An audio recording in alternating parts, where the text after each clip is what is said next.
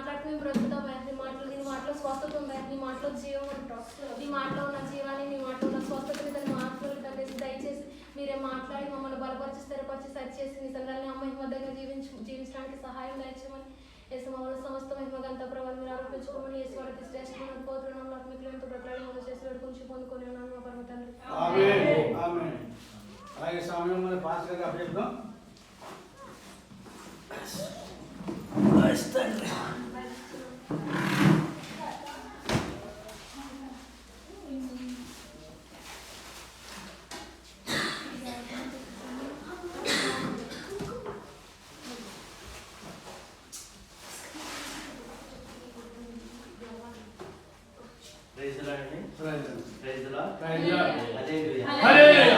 ఇప్పుడు వచ్చిన సంఘ సభ్యులందరికీ మరి సంఘ పెద్దలకు పాస్టర్ గారు పాస్టర్ గారికి కూడా మరి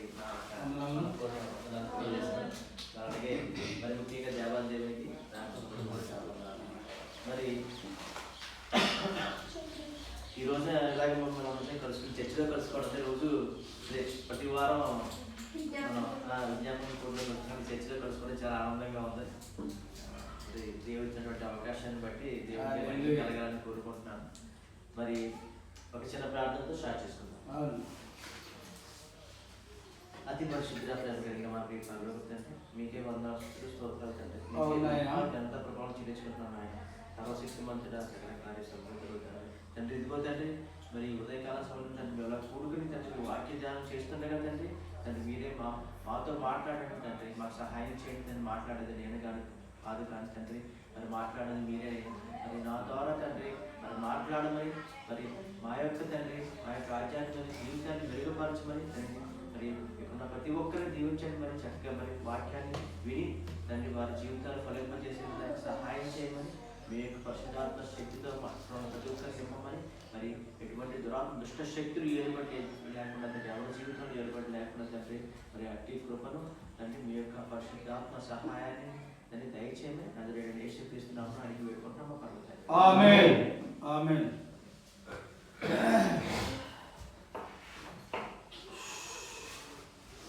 ఇంకా వస్తారండి? వస్తారు. లేట్ అయింది లేదు, మాకు ఇదే టైం. మాకంటే కొంచెం సరే, స్టార్ట్ చేసుకుందాం. ఈరోజు మనం అంశం గురించి చూద్దాం. అంశం గురించి చెప్పే ముందుగా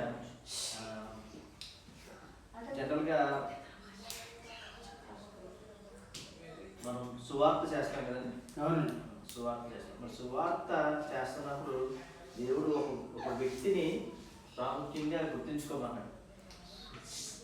ఒక వ్యక్తి అంటే గుర్తించుకోవడం అంటే ఆమె ఘనత ఉంటుంది, అందరూ గుర్తించుకుంటారు సువార్తకి. ఏ మరి అంటే కరెక్ట్గా చెప్పారు. బాగా మీకు మంచి వాక్య జ్ఞానం అనేది దేవుడు బాగా ఇచ్చిన దాన్ని బట్టి దేవాదేవుడికి వందనాలు. సో ఈరోజు మనం కొన్ని విషయాలు చూద్దాం. మగ్దలేని మరియ గురించి, సహోదరుల గురించి, అలాగే సహోదరుడు లాజరు గురించి, మరి ఆమె సహోదరు ఎవరంటే మార్త గురించి. సో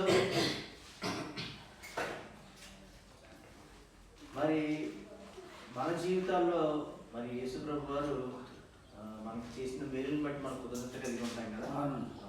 మరి అలాగే మరి యేసు ప్రభు గారి కాలంలో మరి ఆయన ప్రత్యక్షంగా ఆయనే మరి వాళ్ళతో ఉన్నప్పుడు మరి యేసు ప్రభు వారి దేవుడు కుమారుడని తెలుసుకుని ఆయనకి సమర్పించుకోవడానికి అంటే అప్పుడు మరి ఎంతో వాల్యూ అన్నమాట. ఏం వాల్యూ అంటే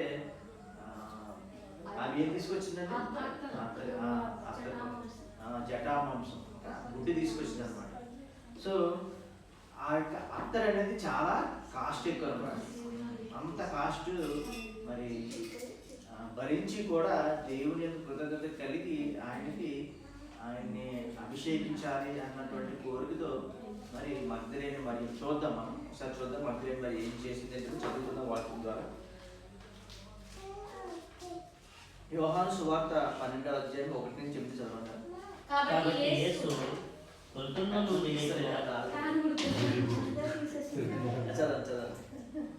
కాబట్టి యేసు తాను మృతుల నుండి లేపిన లాజరు ఉన్న బేతనీకు పస్కా పండుగకు 6 దినములు ముందుగా వచ్చాను. అక్కడ వారు ఆయనకు విందు చేసిరి. మార్త ఉపచారం చేసెను. లాజరు ఆయనతో కూడా భోజనముకు కూర్చున్న వారిలో ఒకడు. అప్పుడు మరియా మిక్కిలి విలువ గల అచ్చ జటామాంసి అత్తరు 1 సేరున్నర ఎత్తు తీసుకొని యేసు పాదములకు పూసి తన వెంట్రుకలతో ఆయన పాదములను తుడిచెను. ఇల్లు ఆ అత్తరు వాసనతో నిండెను. చాలా చదువుదాం. సో ఇక్కడ చూస్తే కనుక ఏంటంటే మిక్కిలి విలువ గల మిక్కిలి విలువ గల అంటే ఈ రోజు మనం దాని యొక్క వాల్యూ చూస్తే కనుక అంటే అక్కడ సేరున్నర ఎత్తు అంటే మనకి ఎత్తు అంటే చాలా పెద్దదన్నమాట. అంటే మనిషిని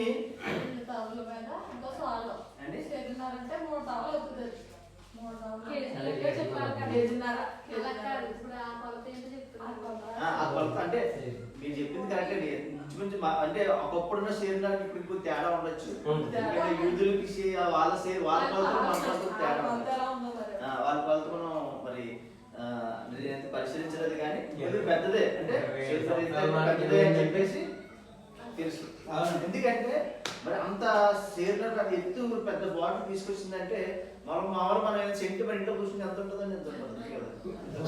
అది మహా అయితే మనం అప్పుడప్పుడు చూసుకుంటాం. మరి అంత పెద్ద ఎత్తుగల శరీరం ఎత్తుగల తీసుకొచ్చిందంటే అది ఎంత వాల్యూ అంటే ఈ రోజున మన మనీ వాల్యూతో కన్వర్ట్ చేస్తే కనుక సుమారుగా 50 లక్షల రూపాయలు. 50 లక్షల రూపాయలు తెలియజేసేటువంటి జగన్ అప్పటి కాలానికి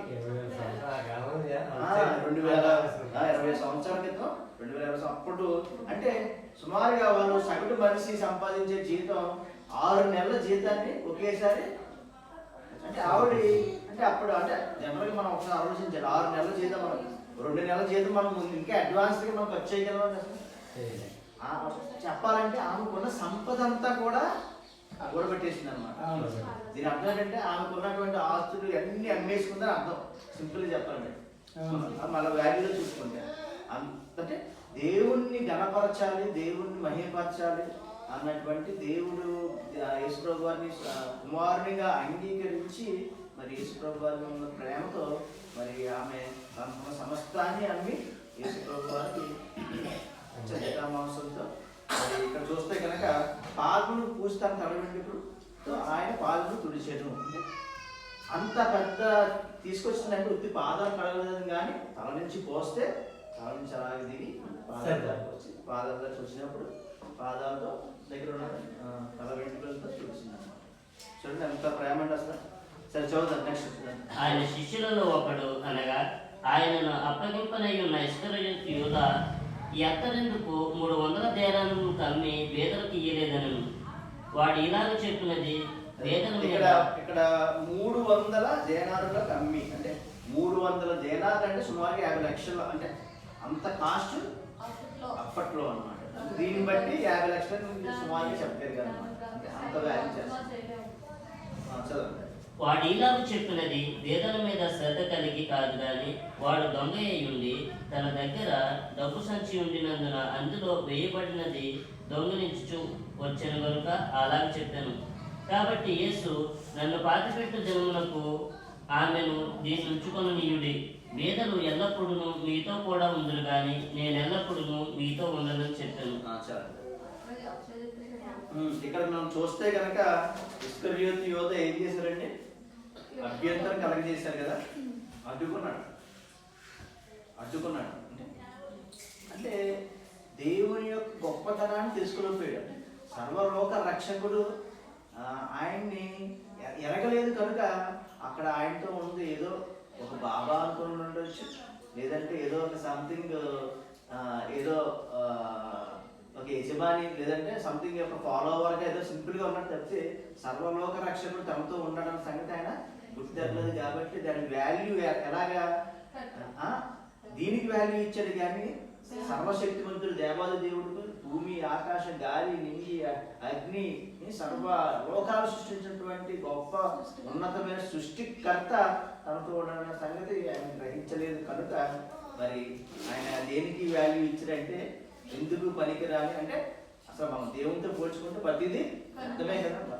కానీ మరి దానికి వాల్యూ ఇవ్వలేదంటే ఇప్పుడు యేసుప్రభు వారికి ఎంత వాల్యూ ఇచ్చారనే ఇవ్వలేదని అర్థం.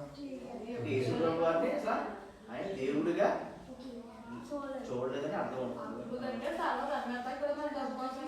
అవును, అంటే అక్కడ చూస్తే కనుక అంటే ఏమనుకున్నాడంటే యేసుప్రభు వారిని అప్పగించేసిన తర్వాత మళ్ళీ ఎలాగోలా విడిపించేసి వచ్చేస్తాడలే అని చెప్పేసి అంటే చంపేస్తారన్న సంగతి అతనికి తెలియదు. కానీ కాకపోతే డబ్బుకి మీద వ్యామోహంతో మరి యేసుప్రభు వారిని ఆయన గొప్ప దేవుడు అంటే గొప్ప బోధకులాగే చూశాడు తప్పితే మరి నిజంగా మనం ఆ సిచ్యువేషన్ మనం ఉంటే కనుక మరి మనం ఎలా ఉంటామని చెప్పండి. అసలు మనం గ్రహిస్తాం యేసుప్రభు నిజమైన దేవుడు. మనం సింపుల్గా మాట్లాడేసుకుంటాం యేసుప్రభు గురించి, కానీ మనం ఆ సిచ్యువేషన్ మనం ఉంటే మనం గ్రహించగలిగి ఉంటాం.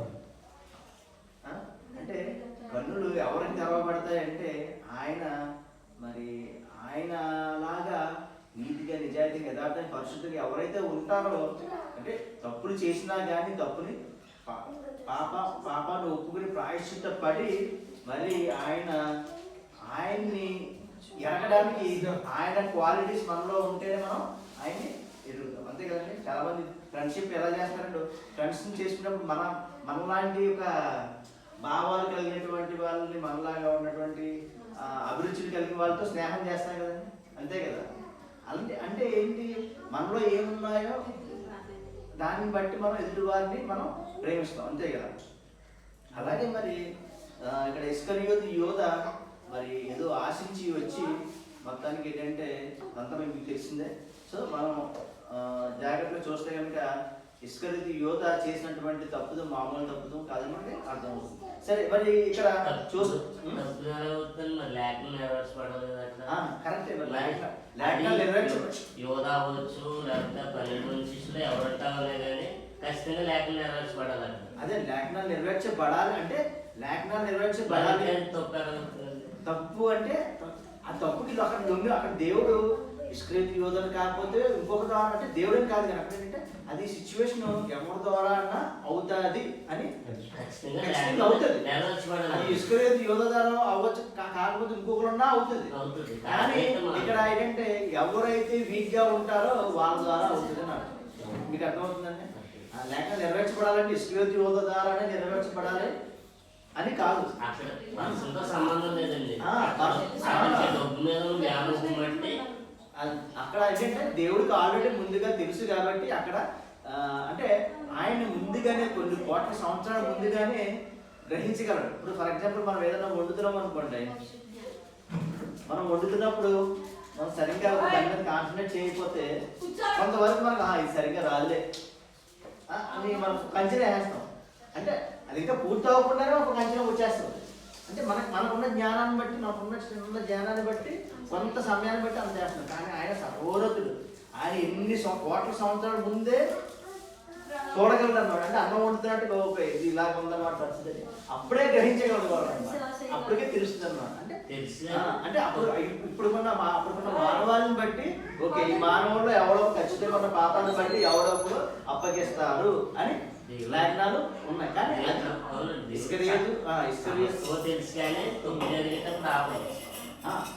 ఆపడం అంటే ఇక ఇప్పుడు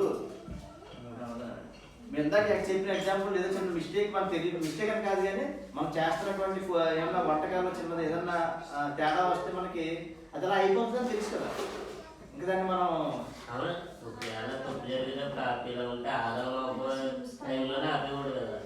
అదే దేవుడు ఏంటంటే ఇచ్చింది గొప్ప. అంటే ఇక్కడ ఆపడం గురించి దేవుడు ఎప్పుడు కూడా మన జీవితాల్లో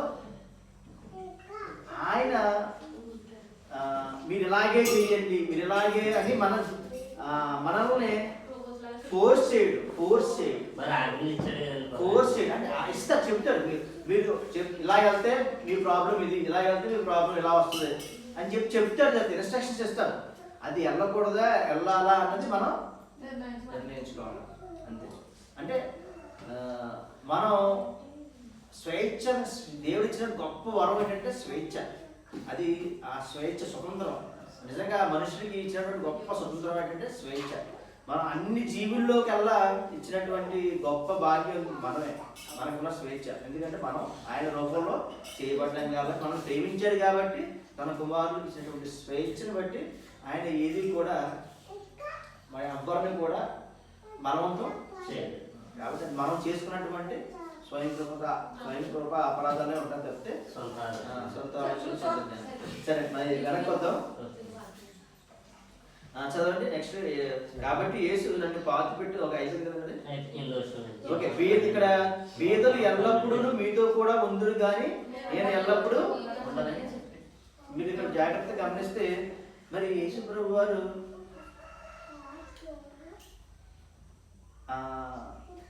అభిషేకిస్తున్నప్పుడు, అది ఆయిల్తో అభిషేకిస్తున్నప్పుడు అని జనరల్గా మన జ్ఞానాన్ని ఉపయోగిస్తే, ఫర్ ఎగ్జాంపుల్ నిజంగా యుద్ధ చెప్పింది కరెక్టే కదా, ఖర్చు పెట్టి శుభార్త పనికి వస్తుంది కదా, మళ్ళీ నేను అది నాకు అభిషేకించబడి వేస్ట్ చేయడం ఎందుకని మనం అనుకుంటాం కదా అని, అంతేనా? ఆ పరిస్థితిలో ఉంటే కనుక మనం కూడా ఇస్రాయేలు యోధులాగా ఆలోచిస్తాం. ఏంటి ఆయన ఫర్ ఎగ్జాంపుల్ పాస్టర్ గారు వచ్చారండి, పాస్టర్ ఫర్ ఎగ్జాంపుల్ గొప్ప దైవజనులు వచ్చారు. దైవజనులు వచ్చినప్పుడు ఆయన బాలా మనకి ఏంటంటే జనరల్గా మనకి ఇక్కడ జరిగేదండి బాలాభిషేకమే కదా. జనరల్గా మనం చేసేది ఏంటంటే బయట లోకానుసారంగా జరిగేది ఏంటంటే చేయగలిగింది పాలాభిషేకం కదా. పాలాభిషేకం ఫర్ ఎగ్జాంపుల్ పాలుని అభిషేకిస్తున్నారు అనుకుందాం. సరే, ఎవరో పాపం వాళ్ళు ఇప్పుడే దేవుని తెలుసుకొచ్చారు, వాళ్ళు చేస్తున్నట్టుగా పాలాభిషేకం, పాప మాస్టర్ గారిని పాలాభిషేకం చేయాలనుకున్నారు, కోరిక కలిగింది, తెచ్చారు. ఒక దగ్గర ఒక 50,000 రూపాయలు పెట్టి మంచి స్వచ్ఛమైన వాళ్ళు తీసుకొచ్చారు. అన్ని డబ్బులు వాళ్ళు తీసుకొచ్చి పాస్టర్ గారితో అభిషేకిస్తున్నారు అన్నప్పుడు పాస్టర్ గారు ఏం చెప్పాలండి? పాస్టర్ గారు ఏం చెప్పాలి?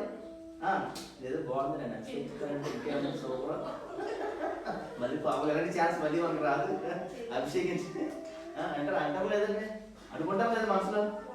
సరే అబ్బాయి అభిషేకించు అంటే పక్కన ఎవరొక సంఘస్థులు చేసి, ఏంటి పాస్టర్ గారు మీరు 50,000 పాలు మీరు వేస్ట్ చేసేస్తారా, మీరు అన్ని నేలపాలు చేసేస్తారా, ఎవరికన్నా ఇస్తే తాగుతారు కదా అనుకుంటారు కదా, అంతే కదా, తాగుతారు కదా, ఎందుకంటే మీకు అభిషేకం అవసరమా మీకు ఇవన్నీ అని చెప్పేసి మనం అభ్యంతరం కలగజేస్తాం లేదా చెప్పండి.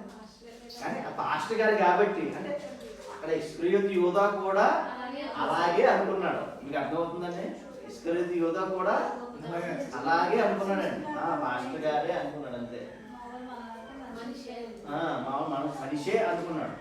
సో ఇక్కడ మరి యేసు ప్రభు వారు ఏం చెప్పాడంటే, సరే బాగుంటుంది చక్కగా అందరు చేస్తానంటారు, సరే చేయని, ఎందుకు ఇస్కరియోతు యోధాని అభ్యంతరం కలగజేస్తావు, భేదాలు ఎల్లప్పుడు ఉంటారు కానీ చేయని అని చెప్పేసి అన్నారు. అప్పుడు మరి మనం ఎలా ఆలోచిస్తాం? మనకు ఇప్పుడు తెలుసు కాబట్టి, సర్వలోక రక్షకుడు కాబట్టి మనం యాక్సెప్ట్ చేయడానికి రెడీగా ఉన్నాం. మరి వేస్ట్ చేస్తున్నారన్న, వేస్ట్ అవుతుందన్నది జాగ్రత్తగా పరిశీలిస్తే కనుక వేస్ట్ అవుతుంది కదండి. వేస్ట్ అవుతుంది అన్న ఆలోచన వచ్చింది అంటే మనం దేవుని శక్తి, దేవుని యొక్క ఆయన మనం గొప్పతనాన్ని మనం గ్రహించలేదని మనకి అర్థమవుతుంది కదా. సరే, మరి ఇక్కడ మీరు పాయింట్ ఏంటంటే, నిజంగా ఇప్పుడు ఉన్న పరిస్థితుల్లో మరి దేవుడు ఇచ్చేటువంటి వాల్యూ, ఫర్ ఎగ్జాంపుల్ యేసుప్రభు గారు ఇప్పుడు వచ్చారు అనుకుందాం. మనం ఆయన వచ్చినప్పుడు మనం ఏం చేస్తాం చెప్పండి? ఫర్ ఎగ్జాంపుల్ యేసుప్రభు గారు సంఘానికి ఇలాగ వచ్చారు, సడన్గా వచ్చారు, ప్రసంగం చేస్తుంటే మాట్లాడుతుంటే యేసుప్రభు గారు వచ్చారు, వదుకుందాం ఇలా సార్ ఇంకా దిగారు, ప్రత్యక్షం చేశారు. అప్పుడు ఏమంటాం మనం? మీకు ఏం కావాలన్నా మాకు సర్వం ఇచ్చేస్తామని, మనకి వాల్యూ, మనలో ఉన్నటువంటి మనకున్న ఆస్తులన్నీ మొత్తం ఏమేమి ఉన్నా కానీ తీసుకొచ్చి ఆయన దగ్గర కాలు దగ్గర పెట్టేద్దాం అనుకున్నా, అంత ప్రేమ వస్తుంది కదా, లేదండి? వస్తుంది కదా. అంటే మరి ఆయన్ని ప్రేమించడానికి మనకి ఏంటంటే, మనకి ఉన్నటువంటి పరిధిలో ఆలోచించి మనం సర్వం ఇవ్వడానికి రెడీ అవుతున్నాం. సో మనం ఆయనకి ఇచ్చేటువంటి గొప్ప గౌరవం అనుకోవచ్చు, గొప్ప దాన్ని ఏమంటారంటే ప్రేమ. మరి ఇక్కడ చూస్తే కనుక పేదలు ఎల్లప్పుడూ మీతో కూడా ఉందిరు కానీ నేను ఎల్లప్పుడూ మీతో కూడా ఉండను. పేదలు ఎల్లప్పుడూ ఉందురు. అంటే ఆయన స్టేట్మెంట్ చూడండి, ఆయన సత్యవంతుడు కనుక అప్పుడు పేదలు ఉన్నారు, తర్వాత ముందు పేదలు ఉన్నారు, మరి తర్వాత రాజులు ఎన్నో రాజులు కొంతమంది ఏరారు, ఇప్పుడు పేదలు ఉన్నారు. అంటే దాని అర్థం ఏంటంటే మనుషులు తమను తాము పరిపాలించుకోలేరు. ఎందుకంటే మనిషిని పరిపాలించుకున్నప్పుడు కంపల్సరిగా అన్యాయం ఎక్కడో దిక్కున జరుగుతుంది, న్యాయం జరుగుతుంది. కానీ పేదవాళ్ళు అనే వాళ్ళు ఎప్పటికీ అలా మిగిలిపోతారు, ఎందుకంటే అన్యాయం జరుగుతుందని అర్థమైంది కదా, అంతే కదండి. అంటే పేదలు అప్పుడు ఉన్నారు, ఇప్పుడు ఉన్నారు, పేదలు తర్వాత ఉంటారు. అంటే నిజంగా ఆలోచిస్తే చక్కగా మనం ఇప్పుడు మనమే పరిపాలించుకుంటున్నాం. గవర్నమెంట్ వచ్చి ఇప్పుడు రాజులు లేదు, రాజుల చేతులు లేదు, మనమే పరిపాలించుకుంటున్నాం లేదండి. మన ప్రజాపాలన ఇప్పుడు మన ఈ పాలనలో మనమే పాలించుకుంటున్నప్పుడు మరి పేదలు లేకుండా చేసుకున్నటువంటి శక్తి మనకు ఉందా లేదా? ఉందా లేదా చెప్పండి. మరి ఎందుకు ఇంకా స్టిల్ పేదలుగా ఉన్నారంటే మన పాలనలో కూడా అంత న్యాయం అనేది అన్యాయం అనేది ఉంది కాబట్టి ఇంకా పేదలు అనేవారు ఉన్నారు. కాబట్టి ఇక్కడ దేవుడు ముందుగానే అంటే పేదలు ఎల్లప్పుడూ ఉంటారు అంటే దాని అర్థం ఏంటంటే ఆయన పేదవాళ్ళని ఏదో తప్పు చేయడం కాదు, కానీ ఇక్కడ దాని అర్థం ఏంటంటే పేదలు ఎల్లప్పుడూ అంటే మనం పరిపాలించుకోలేరు, వీళ్ళ ఇక ఎల్లప్పుడూ ఉంటారు, కానీ నేను మీతో ఎల్లప్పుడూ ఉండను కాదు. కాబట్టి ఇప్పుడు జరుగుతున్నటువంటి కార్యం సమంజసమే. ప్లస్ ఇంకోటి ఏంటంటే అభిషేకించబడ్డానికి కారణం ఏంటంటే ఆయన అంటే యూదుల ఆచారం ప్రకారం ఏంటంటే వాళ్ళు కొంతమంది చనిపోయిన తర్వాత ఏం చేస్తారంటే అవి మొత్తం అన్ని రకరకాల లేపనాలతో పోస్తారనమాట. సో అలాగే మరి ఈమె చేస్తున్నటువంటి కార్యం యేసు ప్రభు వారు ముందుగానే గ్రహించి మరి ఇది తనకు మహిమపరచడానికి, మహిమలోని ప్రవేశించడానికి ముందు, అంటే మహిమలోని ప్రవేశించడం అంటే చెప్పండి, మహిమలోకి ప్రవేశించడం అంటే చెప్పండి అండి. అదే చాలా మంది చూస్తాం కదా బోర్డులు, మహిమ ప్రవేశం అని బోర్డు పెడతారు కదా, చాలా ఇప్పుడు నిజంగా మహిమలోకి వెళ్ళారు లేదో అని తెలియదు, కానీ వాళ్ళు అడిగి డిక్లేర్ చేసేస్తారు మహిమ ప్రవేశం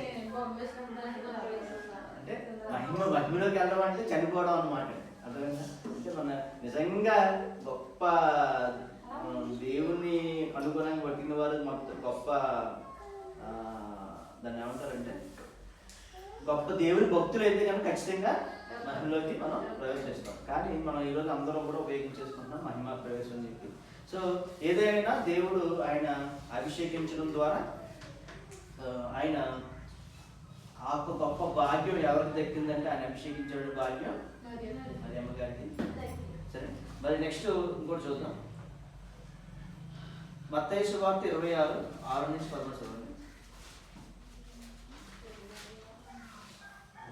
యేసు బేతనీలో కుష్ఠరోగి అయిన సీమోను ఇంట ఉన్నప్పుడు ఒక స్త్రీ మిక్కిలి విలువగల అద్దరుపుడి తీసుకుని ఆయన యొద్దకు వచ్చి ఆయన భోజనమునకు కూర్చుండగా దానిని ఆయన తల మీద పోసెను.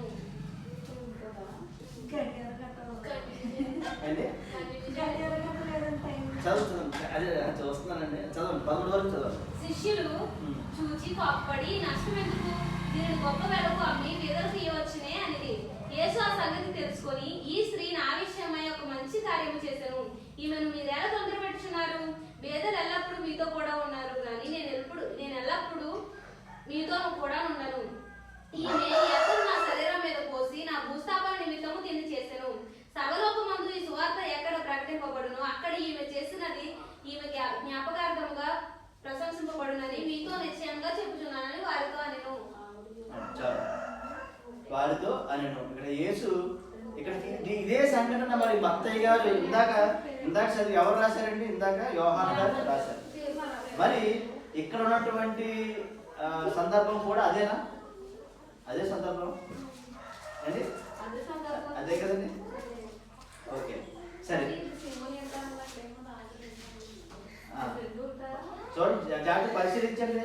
సిమోను ఏంట, ఇక్కడ లాజరు ఏంట చదువు సార్. మరి యేసు మాటలు చెప్పి చాలించిన తర్వాత జరిగింది ఏమని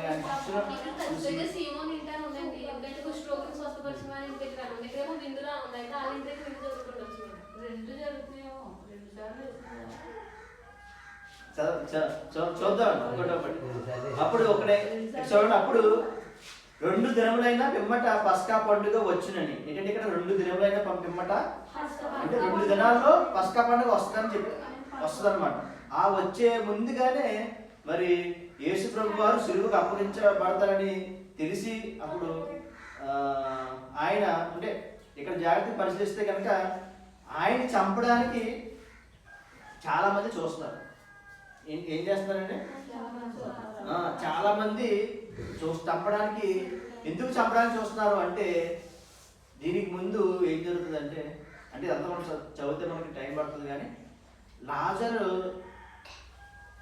మనందరూ తెలుసు కదా, లాజరు చనిపోయినప్పుడు తిరిగి లేపుతాడు.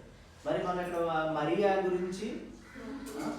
గురించి అలాగే మార్త గురించి చూస్తే కనుక జనరల్గా మన అందరికి తెలిసినట్టు మరియా పరిచయం చేసేది ఎవరంటే మార్త.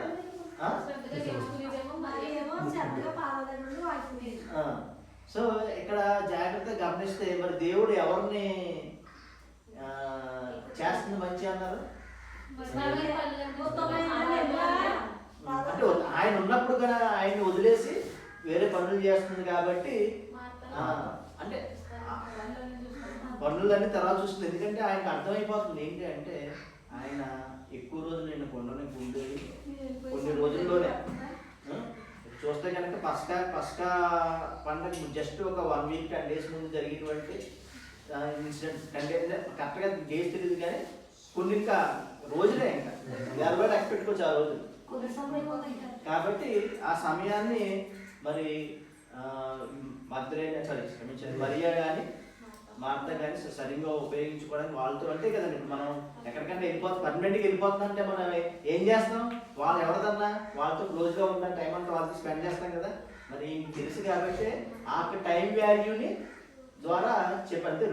ఆయన వాళ్ళిద్దరూ చేస్తుంది ఏంటంటే ఒకసారిని హెచ్చించాలి ఒకటి తగ్గించాలని కాదు, కానీ అంత వివరించి చెప్పడం వాళ్ళకి తెలియదు. కాబట్టి ఇప్పుడు ఉన్న సమయాన్ని సద్వినియోగపరుచుకునేది ఏమని చెప్పేసి. సో ఇక్కడ ఎక్కువగా క్రియ ద్వారా అంటే దేవుడికి బాగా దగ్గరగా పడినటువంటి ఎవరు మరియానా లేదంటే మరియా ఆయన పాదాల దగ్గర కూడా. అంటే ఇక్కడ లాజరు చనిపోయినప్పుడు ఫస్ట్ వచ్చి మార్త పరిగెత్తుకు వెళ్ళిపోద్ది. ఏంటి ఇక్కడ లేవు నువ్వు అసలు, ఏంటి ఇక్కడ లేవు ఉంటే ఇక్కడ జరిగేదా ఇలాగని చెప్పేసి అంటారు అంతే కదా. సో కానీ మరియా తర్వాత వెళ్ళిన తర్వాత ఆయన ఫస్ట్ ఏం చేస్తుంది ఆయన పాదాల దగ్గర అయితే ఇంకేం మాట ఆ మాటే అంటే మౌనంలోనే ఉందన్నమాట. అంటే మౌనంలోనే పెద్ద దాన్ని ఏమంటారంటే గొప్ప శక్తి ఉందన్నమాట. ఒక మౌనం ద్వారా కూడా గొప్ప మాటల ద్వారా తెలపలేనటువంటి మౌనం ద్వారా కూడా తెలిపినటువంటి గొప్ప శక్తి ఉంది. సో మరి అలాగే మరి ఆమె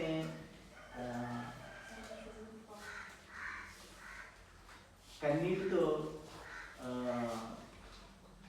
పాదాలు పడ్డప్పుడు యేసు ప్రభు వారు ఆ మౌనానికి అర్థం గ్రహించుకుని వెంటనే ఏం చేస్తారు, లాజరుని లేపారు కదా. లాజరుని ఇప్పుడు లాజరు లేచిన తర్వాత చాలామంది సంతోషించారు, కొంతమంది అంటే అసూయ పడ్డం కాదు కానండి. కొంతమంది ఏం చేశారంటే కుట్ర పడ్డది. అసూయ పడ్డం అంటే యేసు చంపడానికి ప్రయత్నం చేశారు. ఎందుకంటే యేసు ప్రభు వారు చేస్తున్న కార్యాన్ని బట్టి అక్కడ ఉన్నటువంటి యూదుల్లో కలవరం పుట్టింది. ఏం పుట్టింది? కలవరం పుట్టి. ఎందుకు కలవరం పుట్టింది అంటే యూదులకి అప్పుడున్న యూదులకి రోమా గవర్నమెంట్కి పడేది కాదు. ఇప్పుడు ఎలాగా అంటే మనకి ఇప్పుడు గవర్నమెంట్ ఉందండి, మన గవర్నమెంట్ ఉంది, నక్సలైట్లు ఉన్నారు. ఫర్ ఎగ్జాంపుల్ నక్సలైట్లు ఎవరు? మన ప్రజలే, మామూలు ప్రజలే కదా, మనుషులే కదా, మామూలు వాళ్ళు పరిపాలనలో ఉన్న వాళ్ళే కదా. కానీ వీళ్ళకి ఎందుకు సెపరేట్ అయిపోయారు? లక్ష్యంలో పేదవాళ్ళకి న్యాయం జరగట్లేదనే కదా అలా పోరాటం అనేది కూడా. అలాగా ఒకప్పుడు యూదుల్లో కూడా ఒక వర్గం ఉండేదన్నమాట. రామా ప్రభుత్వం చేసేటువంటి పాలనని వాళ్ళు అంగీకరించకుండా ఆ యొక్క పాలనని ఏం చేశారంటే వ్యతిరేకించేవారు. సో అలా కొంతమంది ప్రజలు ఏం చేశారంటే ఇలాగ యేసు ప్రభు గారు కార్యాలు చేస్తుంటే కనుక రోమీలు వచ్చి రోమీలు ఈయన్ని ఇంకా ఉన్నస్థానం తీసుకెళ్ళిపోతే మన యొక్క యూదులు భవిష్యత్తు ఏంటి, ఇంకా రోమా సామ్రాజ్యం బలపడిపోతుంది అని చెప్పి ఈయన్ని ఎలాగైనా చంపాలి, అది కూడా దాన్ని ఏమంటారంటే వాళ్ళు చేతి మట్టి అంటుకోకుండా చంపాలనే టైప్లో ట్రై చేస్తారు. సో ఫైనల్గా ఏంటంటే యేసు ప్రభు గారిని చంపడానికి మెయిన్ చాలా కారణాలు ఉన్నాయి, కానీ ఫైనల్గా మనకి ఆయన అప్పగించడానికి ముందు ఏంటంటే కారణం ఏంటంటే లాజర్ గారిని లేపడం కూడా ఒక కారణం. సో అందుకనే యేసు ప్రభు వారు ఇక్కడికి యాక్చువల్గా మనకి ఈ సందర్భంలో ఎక్కడ జరుగుతుంది అంటే ఇందాక మనం అష్ట జటామోసం జరిగింది ఎక్కడ ఎవరింటి జరిగిందంటే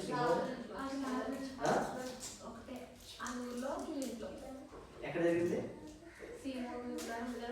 సీమోని ఇంట్లో ఉంది కదా. ఓకే, సీమోని ఇంట్లో కరెక్టే చెప్తాను మీకు, అది క్లారిటీ ఇస్తాను. సో ఇప్పుడు సీమోని ఇంట అలాంటి విందు జరుగుతున్నప్పుడు బయట పరిస్థితులు ఎలా ఉన్నాయో తెలుసండి. బయట పరిస్థితులు ఎలా ఉన్నాయంటే చాలా భయంకరంగా ఉంది. పస్కా పండుగ 2 రోజుల ముందు విందు జరుగుతున్నట్టుగా ఉంది కదా. సో మరి పస్కా పండుగ జరుగుతుంది అంటే యూదులు, ప్రపంచంలో ఉన్న యూదులు అందరూ కూడా యెరూషలేము వెళ్ళి చేరతారన్నమాట. అందరూ యెరూషలేముకి వెళ్ళి చేరుతున్నప్పుడు యెరూషలేము ఎలా ఉంటుందంటే గొప్ప పండగలా ఉంటుంది కదా. పండగ వాతావరణం ముందు నుంచి అంటే పండగ ముందు నుంచి వెళ్ళిపోతారు కదా, ఒక 4 రోజుల ముందు నుంచి వెళ్ళిపోతారు. అంటే ఒక 4 రోజుల ముందు నుంచి కూడా యెరూషలేము ఎలా ఉంటుందంటే సందడిగా ఉంటుంది. అలాంటి సందర్భంలో మరి ఇంకా శాస్త్రులు పరిశీలు యేసు గారిని చంపడానికి ప్రయత్నం చేస్తూ ఉంటారు. మరి ఇలాంటి సమయంలో యేసు గారిని చంపడానికి ప్రయత్నం చేస్తున్నప్పుడు మరి విందుకు ఆహ్వానించబడ్డప్పుడు ఈయన ఆ యొక్క విందుకి వెళ్తాడనమాట. విందుకి ఎక్కడికి వెళ్తాడండి? ఎవరింటికి వెళ్తాడు? సిమోను ఇంటికి వెళ్తాడు. మరి ఇంటికి ఎలాగా వెళ్తాడో చూద్దాం అసలు. సో ఎందుకు మనం ఇక్కడ ప్రస్తావిస్తున్నాం అంటే అప్పుడున్నటువంటి పరిస్థితులు చూస్తే కనుక బయటేమో యెరూషలేములోనూ గొప్ప సందడిగా ఉంది, పక్క నుంచి ఏమో యేసు గారిని చంపడానికి చూస్తున్నారు. అంటే ఒక గొప్ప కుట్ర జరుగుతుంది. యేసు గారు ఎక్కడికి కనబడితే అక్కడ చంపేద్దామని ఒక భయంకరమైన పరిస్థితులు ఉన్నాయి. ఇప్పుడు అలాంటి భయంకరమైన పరిస్థితుల్లో ఎవరైనా బిందు చేసుకుంటారండి?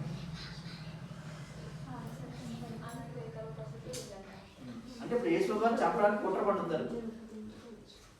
మళ్ళీ చదవండి ఒకసారి 26:3.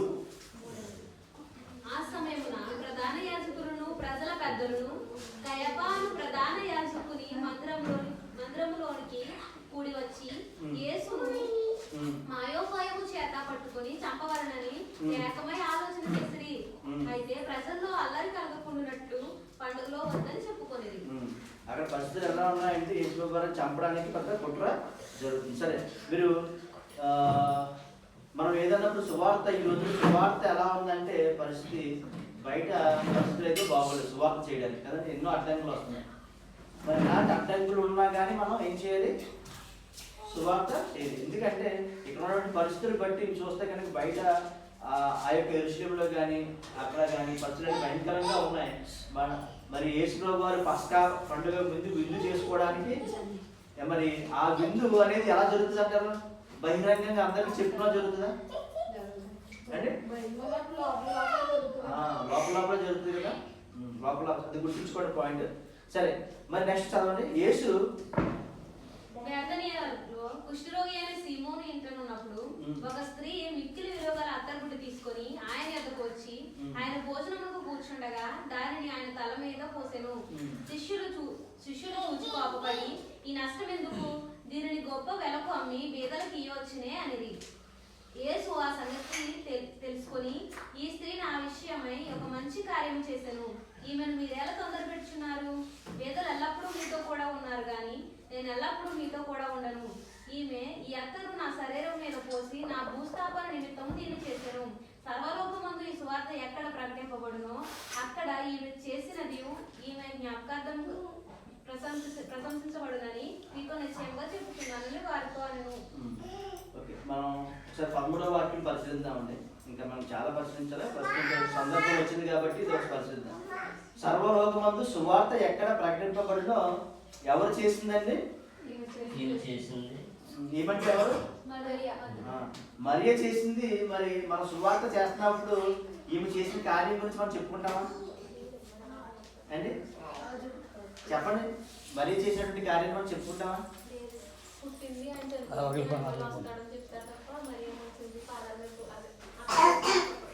అంటే ఇక్కడ మీరు అర్థం చేసుకోవాల్సింది ఏంటంటే దీంట్లో చాలా మర్మం ఉంది. దీని గురించి మాట్లాడడం చాలా టైం పడుతుంది కాబట్టి మీకు స్ట్రైట్ ఫార్వర్డ్ చెప్పేస్తాను. సో సువార్త ఎక్కడ ప్రకటింపబడినో అక్కడ ఈమె చేసినది జ్ఞాపకార్థంగా ప్రశంసించబడునని మీతో నిశ్చయంగా చెప్తున్నారని యేసుప్రభు వారు అన్నారు. మరి యేసుప్రభు వారు అన్నారంటే మరి జరగాలి. జరుగుతుందండి.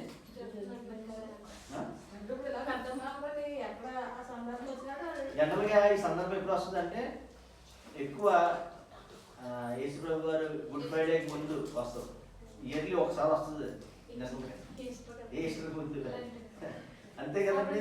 ఈస్టర్కి అప్పుడు వస్తుంది. గుడ్ ఫ్రైడే ముందు కూడా చాలా మంది ఈ యొక్క వాక్యాన్ని చదువుకుంటారు. సో ఏదైనా కానీ ఇక్కడ దేవుడు చెప్పేటువంటి గొప్ప మర్మం ఏంటంటే యేసు ప్రభు వారు ఆయన ఉన్న రోజులు అమూల్యమైన రోజులుగా భావించి మరి మరియ తనకున్న సంపదనంతా కూడా అమ్మి ఆయనకి ఏం చేసిందండి? యేసు ప్రభు వారిని అభిషేకించింది అనమాట. అత్తరుతో అభిషేకించింది. సో అత్తరుతో అభిషేకించింది అంటే దాని అర్థం ఏంటంటే ఆమె తన ఎంతో వాల్యూ అంటే ఎంత విలువ గల దాన్ని ఆయన ఇచ్చిందంటే ఆయన ఎంతో గొప్ప ఉన్నతమైన వ్యక్తి దేవుడుగా ఆయన చూసింది. సో అలా చూసింది కాబట్టి ఆయన దగ్గర వాల్యూ అంతా కూడా స్పెండ్ చేసింది. మరి యేసు ప్రభు వారు చెప్పినటువంటి మాట ఏంటండి? ఆయన ఇచ్చినటువంటి మాట ఏంటి? సువార్త ప్రకటించడం. సువార్త యేసు ప్రభు వారు మనకి ఇచ్చినటువంటి ఆజ్ఞ ఏంటండి? అందరూ కూడా సర్వలోకానికి వెళ్ళి సువార్తను ప్రకటించండి, సర్వలోకానికి వెళ్ళి అని చెప్పేసి అన్నారు కదా. మరి ఈ రోజున మనం ప్రకటిస్తున్నామా? సర్వలోకానికి వెళ్ళి సువార్తను ప్రకటిస్తున్నామా? కనీసం పక్క ఊరికి వెళ్తున్నామా అండి? కనీసం మన పక్క గ్రామానికి వెళ్తున్నామా? కనీసం మన పక్క వీధికి వెళ్తున్నామా? పక్కింటికి కూడా వెళ్తున్నాం. సో అంటే ఇక్కడ ఏంటంటే దేవుడు మన యేసు ప్రభు వారు నిజంగా మనం అందాక చెప్పినట్టు ఆయన నిజంగా ఇక్కడ ఉంటాయి కనుక మనం అన్ని ఇవ్వడానికి రెడీగా ఉన్నాం. కానీ ఆయన చెప్పిన మాటను మనం నిర్లక్ష్య పెడుతున్నాం అంటే ఆయన ఉన్నా కూడా అలాగే చేస్తా ఉంటాం. అంతే కదండి. మీకు అర్థమవుతుందా? యేసు ప్రభు వారు నిజంగా ఇక్కడ వచ్చి ఇలా కూర్చుని నించున్నా కానీ మనం గ్రహించలేము అన్నటువంటి స్థితిలో ఉన్నాం. అంటే ఆయన చెప్పిన మాట సువార్తను మనం ప్రకటించట్లేదంటే ఆయనకి వాల్యూ ఇవ్వట్లేదని అంటే అర్థం. అంటే ఇస్కరియోతు యోధ ఎలాగ వాల్యూ ఇవ్వలేదో ఈ రోజున మనం కూడా సువార్త ప్రకటించకుండా అట్టి స్థితిలోనే ఉన్నాం. కాకపోతే అది మనం గ్రహించలేకపోతున్నాం. మీకు అర్థమవుతుందండి? అంటే సువార్తను ప్రకటించకుండా అంటే మనం తిరిగట్లేదు అంతే. అది సువార్తను ప్రకటించడం అనేది ది గ్రేట్ కమిషన్ అన్నమాట. బైబిల్ చూస్తే కనుక దేవుడు ఇచ్చినటువంటి గొప్ప అది ఆజ్ఞ. ఈ సర్వలోకానికి వెళ్ళి సువార్తను ప్రకటించడం మరి ఆయన చెప్పినప్పుడు మనం చెయ్యాలి. మనం ఎంతమంది చేస్తున్నారు అన్నమాట. అంటే దీని అర్థం ఏంటంటే మనం ఆయనకి వాల్యూ ఇవ్వట్లేదని అర్థం. మనం కూడా ఇస్కరియోతు యోధలాగే ప్రవర్తిస్తున్నాం. అందుకే సువార్తని ఎవరో ప్రకటిస్తారో ఆమె చేసినది ప్రశంసించబడడం అంటే ఖచ్చితంగా సువార్త జరుగుతున్నప్పుడు ఏం జరుగుతుందంటే ఆయన మనం ఇచ్చే వాల్యూ అనేది మనము ఎవరిని సువార్త చేసేవారిని ఎవరు చూస్తున్నాం? ప్రశంసిస్తాం, బాగా చేస్తున్నారు, మంచి పని చేస్తాం అంటే సువార్త చేసిన ప్రశంసిస్తున్నామంటే ఏమి జ్ఞాపకం చేసుకుంటే కాకపోతే అది ఆమె లేకపోయినా కానీ ఆ సందర్భాన్ని మనం జ్ఞాపకం. చాలా మంది మీరు రోడ్డు మీద వెళ్తున్నప్పుడు కొంతమంది సువార్త చేస్తారు, పట్టుకుంటారు కదా, బోర్డులో పట్టుకుంటారు, సువార్త చేస్తూ ఉంటారు. మీకు ఏమనిపిస్తుంది? క్రైస్తవులుగా మీకు ఏమనిపిస్తుంది? చాలా ఆనందం వేస్తాం, అనుకునేది ప్రశంసిస్తాం లేదా? అంటే సువార్తను చేసే వాళ్ళు మనం ప్రశంసిస్తున్నావు అంటే దాని అర్థం ఏంటంటే ఇక్కడ మనం చేసినటువంటి మరియా కూడా ప్రశంసపడుతున్నట్టే లెక్క. అంటే సువార్తని ఎవరు చేస్తారో ఆ ప్రశంస మరి ఖచ్చితంగా దేవుడు మనల్ని ప్రశంసిస్తున్నట్టే లెక్క. అంటే దేవుడు మనకున్న దేవుడు మనతో ఉన్నప్పుడు సమస్య ఇవ్వడానికి రెడీ అయిపోతున్నాం, కానీ దేవుడు చెప్పినటువంటి మాటను అయితే కనుక మనం ఎవరో పాటించట్లేదు. అంటే నిజంగా మనం జాగ్రత్తగా దీంట్లో మర్మం ఆలోచిస్తే దేవునికి ఇచ్చేటువంటి వాల్యూ మనం ఇవ్వట్లేదు అని అర్థం. మీకు అర్థమవుతుందండి నేను చెప్పింది? అర్థమవుతుంది. దేవుడికి మనం ఇచ్చేటువంటి వాల్యూ ఇవ్వాలంటే మనం కూడా ఏం చేయాలంటే ఆయన చెప్పిన ఆజ్ఞను మనం పాటించాలి. పాటించినప్పుడే ఖచ్చితంగా మరి మనం కూడా దేవుడు నెరవేరుతుంది. దేవుడు ప్రశంసిస్తే ఎలా ఉంటుందండి? మామూలుగా ఉంటుంది అసలు. మామూలుగా దాన్ని ప్రశంసించడం అంటే దేవుని యొక్క ఆశీర్వాదమే. ఆయన ఆశీర్వదిస్తే ఎలా ఉంటుంది? మామూలుగా ఉండదు. కాబట్టి ఆ ఆశీర్వాదాలను పొందుకోవాలంటే ఖచ్చితంగా మనం సువార్త చేయాలి. సరే, మరి ఇప్పటివరకు చదివారు కదా, నెక్స్ట్ మార్కు చదువుదాం. మార్కు సువార్త 14వ అధ్యాయం 3-9 చదవండి. ఆయన బేతనీయులో కుష్ఠరోగి అయిన సీమోను ఇంట భోజనంకు కూర్చుని ఉన్నప్పుడు ఒక స్త్రీ మిక్కిలి విలువ గల అచ్చ జటామాంసి అత్తరుబుడ్డి తీసుకుని వచ్చి ఆ అత్తరుబుడ్డి పగులుగొట్టి ఆ అత్తరు ఆయన తల మీద పోసాను. అయితే కొందరు కోపపడి ఈ అత్తరు ఇలాగూ నష్టపరిచినేలా ఈ అత్తరు 300 దేనారముల కంటే ఎక్కువ వెల కమ్మి బేదలకి ఇవ్వచ్చునని చెప్పి ఆమెను గురించి చనుకున్నది. అందుకు యేసు ఇట్లా నేను ఈమె జోలికి పోకుడి, ఈమెను ఎందుకు తొందర పెట్టుచున్నారు? ఈమె నా ఎడల మంచి కార్యం చేశాను. బేదలు ఎల్లప్పుడూ మీతోనే ఉన్నారు, మీకు ఇష్టమైనప్పుడల్లా వారికి మేలు చేయవచ్చును. నేను ఎల్లప్పుడూ మీతో ఉండను. ఈమె తన శక్తి కొలది చేసి నా భూస్థాపన నిమిత్తము నా శరీరమును ముందుగా అభిషేకించను. సర్వలోకంలో ఎక్కడ ఈ సువార్త ప్రకటించబడునో అక్కడ ఈమె చేసినది జ్ఞాపకార్థంగా ప్రశంసింపబడునని మీతో నిశ్చయముగా చెప్పుచున్నాను. ఇక్కడ చూసారంటే ఇక్కడ క్లియర్ గా మీరు జాగ్రత్తగా గమనిస్తే బేతేనియాలో ఉన్నటువంటి కుష్టి రోగి అయిన సిమోను ఎంత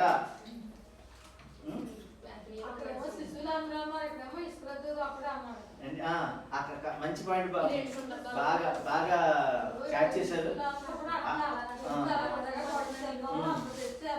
అంటే యోతో పాటు కొంతమంది శిష్యులు కూడా, మీకు ఇంత సందర్భం చెప్పాం కదండి, పాలు అభిషేకం తీసుకొచ్చినప్పుడు ఖచ్చితంగా మనం కూడా అలాగే అంటాం. అలాగే యోత ప్రధానంగా ఈ యొక్క అభ్యంతరాన్ని వ్యక్తపరిచాడు, కానీ ఆయనతో పాటు ఏకీభవించింది కొంతమంది శిష్యులు ఉన్నారు. ఆ గుంపుకి అంటే నాయకత్వం కాదు, కానీ ఈయన చెప్పిన దానికి వంత పాడారు అని వాళ్ళ ఫస్ట్ ఈయన ద్వారా ఇనిషియేషన్ జరిగింది. మీకు అర్థమవుతుందా? ఫస్ట్ తను లేవనెత్తింది ఎవరంటే యోధ. వాళ్ళతో పాటు పక్కనే ఒక 3-4 ఎవరో శిష్యులు కరెక్టే కదా, ఆయన చెప్పింది కరెక్టే కదండి ఏకీభవించారని దాని అర్థం. అంతే అర్థమవుతుందంటే అంటే మరి మార్క్ గారు రాసినప్పుడేమో ఇలాగా అంటే రాశారు. మత్తయ్య గారు రాసినప్పుడు అంటే మెయిన్ ఇంకా అనవసరమైన ఇప్పుడు కట్ చేసుకుంటూ వచ్చి మెయిన్ పాయింట్స్ రాసుకొచ్చారు. సందర్భం ఒకటే, సందర్భం ఒకటే. సరే, మరి ఇక్కడ చూస్తాం మనుషులు ఇక్కడ ఎవరు ఇంకా ఏంటి అని చూద్దాం. ఇక్కడ చూస్తే బేతనీయులో ఉన్న కుష్ఠరోగి అయిన సీమోను. మరి ఈ సిమోను ఎవరు? ఈ సిమోను మరి సిమోను ఇంట్లో మరి ఎందుకు ఉంది? మార్త ఎందుకు ఉంది? అక్కడ లాజరు ఉన్నాడా? ఉన్నాడండి. అల్లే కదా ఇల్లు ఎవరిదంటే లాజరు ఇల్లే. మరి సిమోను ఎవరు? సిమోను ఎవరంటే వాళ్ళ తండ్రి. మీకు అర్థమవుతుందండి? సిమోను ఎవరంటే వాళ్ళ తండ్రి. ఎందుకు సిమోను ఇంట అని ఇక్కడ ప్రస్తావించడం జరిగింది అంటే యూదులలో ఒక ఆచారం కాదని వాళ్ళకి ఉన్నటువంటి ఒక దాన్ని ఏమంటారంటే వ్యవహార శైలి సంథింగ్ ఏదో అనుకోవచ్చు. అదే ఒక ఆచారం లాంటిది. జనరల్గా ఏంటంటే పేదరు గారు మీ ఇల్లు ఎక్కడంటే మొత్తం అక్కడ అందరికీ తెలుసు కదండి. అలాగే మీ ఇల్లు అలాగే మీ తాతగారు మీ నాన్నగారి పేరు చెప్పినా కానీ చెప్తారు కదండి, చెప్తారండి. మీ నాన్నగారి పేరు చెప్పినా కానీ చెప్తారు కదా. అలాగే యూదుల్లో ఏంటంటే ఇంకా వాళ్ళ దాన్ని ఏమంటారంటే పితరుల పేరుతో ఉన్నటువంటి ఇల్లుని ఐడెంటిఫై చేయడానికి ఉపయోగించుకున్నావు. అంటే ఎందుకంటే ఎప్పుడు మారుతుంది అంటే, ఫర్ ఎగ్జాంపుల్ ఇప్పుడు ఎవరికైనా ఇంట్లో 2-3 కుమారుడు ఉన్నారనుకున్నాం, కుమారుడు ఉన్నారనుకున్నాం. ఆ కుమారుడు పెళ్లి అవనంత వరకు కూడా వాళ్ళ నాన్నగారి పేరుని ఇల్లు ఆ నాన్నగారి పేరుని ఇల్లు ఆడదండి. ఆ నాన్నగారు ఉండి తర్వాత పెళ్లి చేసిన తర్వాత ఆ ఇల్లు వాళ్ళ అబ్బాయికి ఇచ్చాడు అనుకోండి, అప్పుడు ఏంటంటే ఆ ఇల్లు ఎవరి పేరు ప్రస్తుతం ఆ కుమారుడు పెళ్లి అయిపోయిన తర్వాత ఖచ్చితంగా ఆ కుమారుడు ఇల్లు అని చెప్తారు అనమాట. యూజువల్ ఏంటంటే ఎవరైతే ఆ ఇంటికి మ్యారేజ్ అయిన తర్వాత పెళ్లి అయిన తర్వాత ఆ ఇంటికి గృహ అధిపతి ఎవరో వాళ్ళు ఇల్లుగా పిలువబడతా ఉంటారు. మరి ఇక్కడ ఈ వీరులు ఇంకా చూస్తే కనుక లాజర్కి కూడా ఏమో ఆ సందర్భంలో ఆ పరిస్థితులు లాజర్కి కూడా పెళ్లి అవ్వలేదని, మార్తా మరియా కూడా పెళ్లి అవ్వలేదని, అందుకే స్టిల్ ఇంకేంటి ఏమి చేస్తున్నారు, తండ్రి పేరు మీద కన్నా ఫలానా ఇల్లు అని చెప్పేసి అందుకనే ఆ యొక్క రెఫరెన్స్ అంటే ఇక్కడ రాస్తున్నప్పుడు ఏంటంటే కుష్ఠరోగి అయిన సీమోను అని రాయడం. సరే, మరి నెక్స్ట్ చూద్దామండి. ఇక్కడ ఉన్నటువంటి సందర్భంలో చూస్తే కనుక సేమ్ ఇంచుమించు మనం మత్తయ్య రాసింది మార్కు రాసింది ఇంచుమించు ఒకేలా ఉంటుందండి. Okay, correct. సో ఇంకా మిగిలినంత మనం ఆల్రెడీ మనం డిస్కస్ చేసిందే. నెక్స్ట్ ఇంకోటి చూద్దాం. ఇంకోటి ఏంటంటే మరి ఈ బేతేనియా ఎక్కడ ఉంది?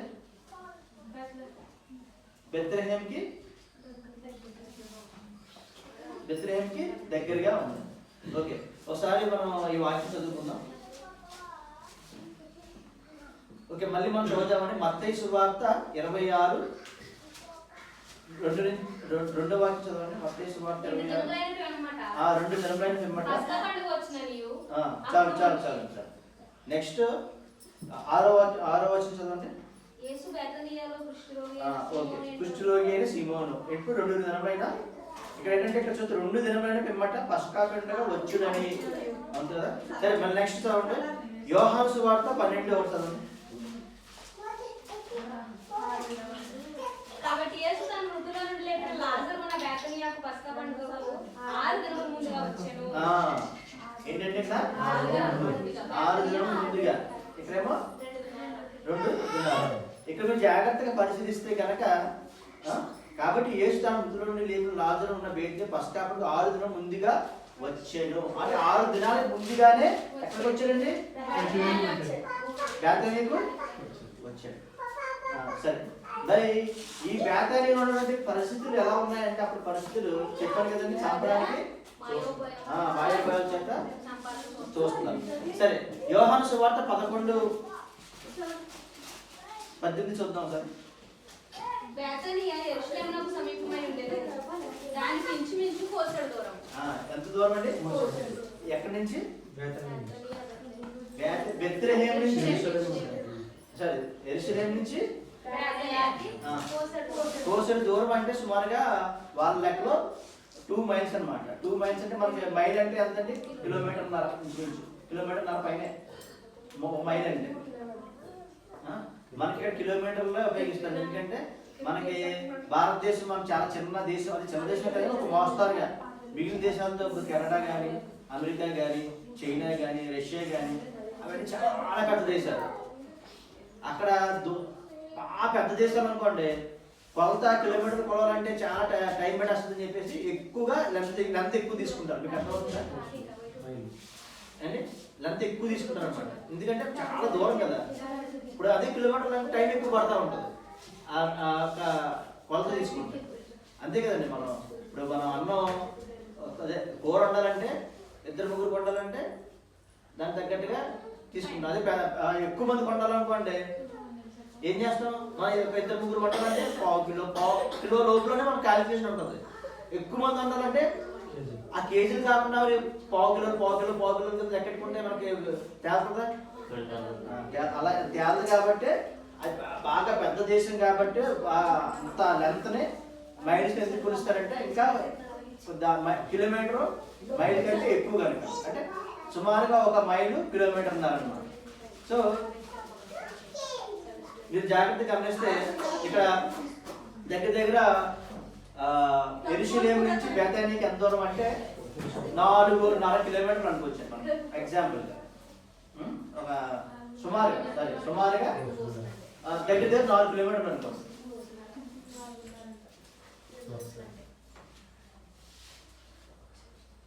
4.5 వస్తుంది, 4.5 పైన వస్తుంది. ఓకే, 4.5 కిలోమీటర్లు. సరే, మరి యోహాను సువార్త 11:54 చదువుదాం సార్. కాబట్టి యేసు అప్పటి నుండి యూదులలో బహిరంగముగా సంచరింపక యేసు అప్పటి నుండి యూదులలో బహిరంగముగా బహిరంగంగా సంచరించలేదు. అక్కడి నుండి అరణ్యమునకు సమీప ప్రదేశంలో ఉన్న ఎఫ్రాయిము అనే ఊరికి వెళ్ళి అక్కడ తన శిష్యులతో కూడా ఉండెను. ఇక్కడ ఏంటంటే ఎఫ్రాయిము అనే ఊరు, అంటే మీరు యెరూషలేము నుంచి బేతేనీ మధ్యలో ఎఫ్రాయిము అనే ఊర్లో ఆయన ఏం చేసుకున్నాడు ఉన్నాడు అనమాట. సరే, మరి ఇక్కడ మీరు జాగ్రత్తగా గమనిస్తే ఇక్కడ ఈ పస్కా పండుగ ఎన్ని రోజుల ముందు, 6 రోజుల ముందుగానే ఎక్కడికి వచ్చాడండి? బేతేనీకి వచ్చాడు. మరి నెక్స్ట్ ఇక్కడ చూడండి, యోహాను సువార్త 12 మత్తయి సువార్త 26.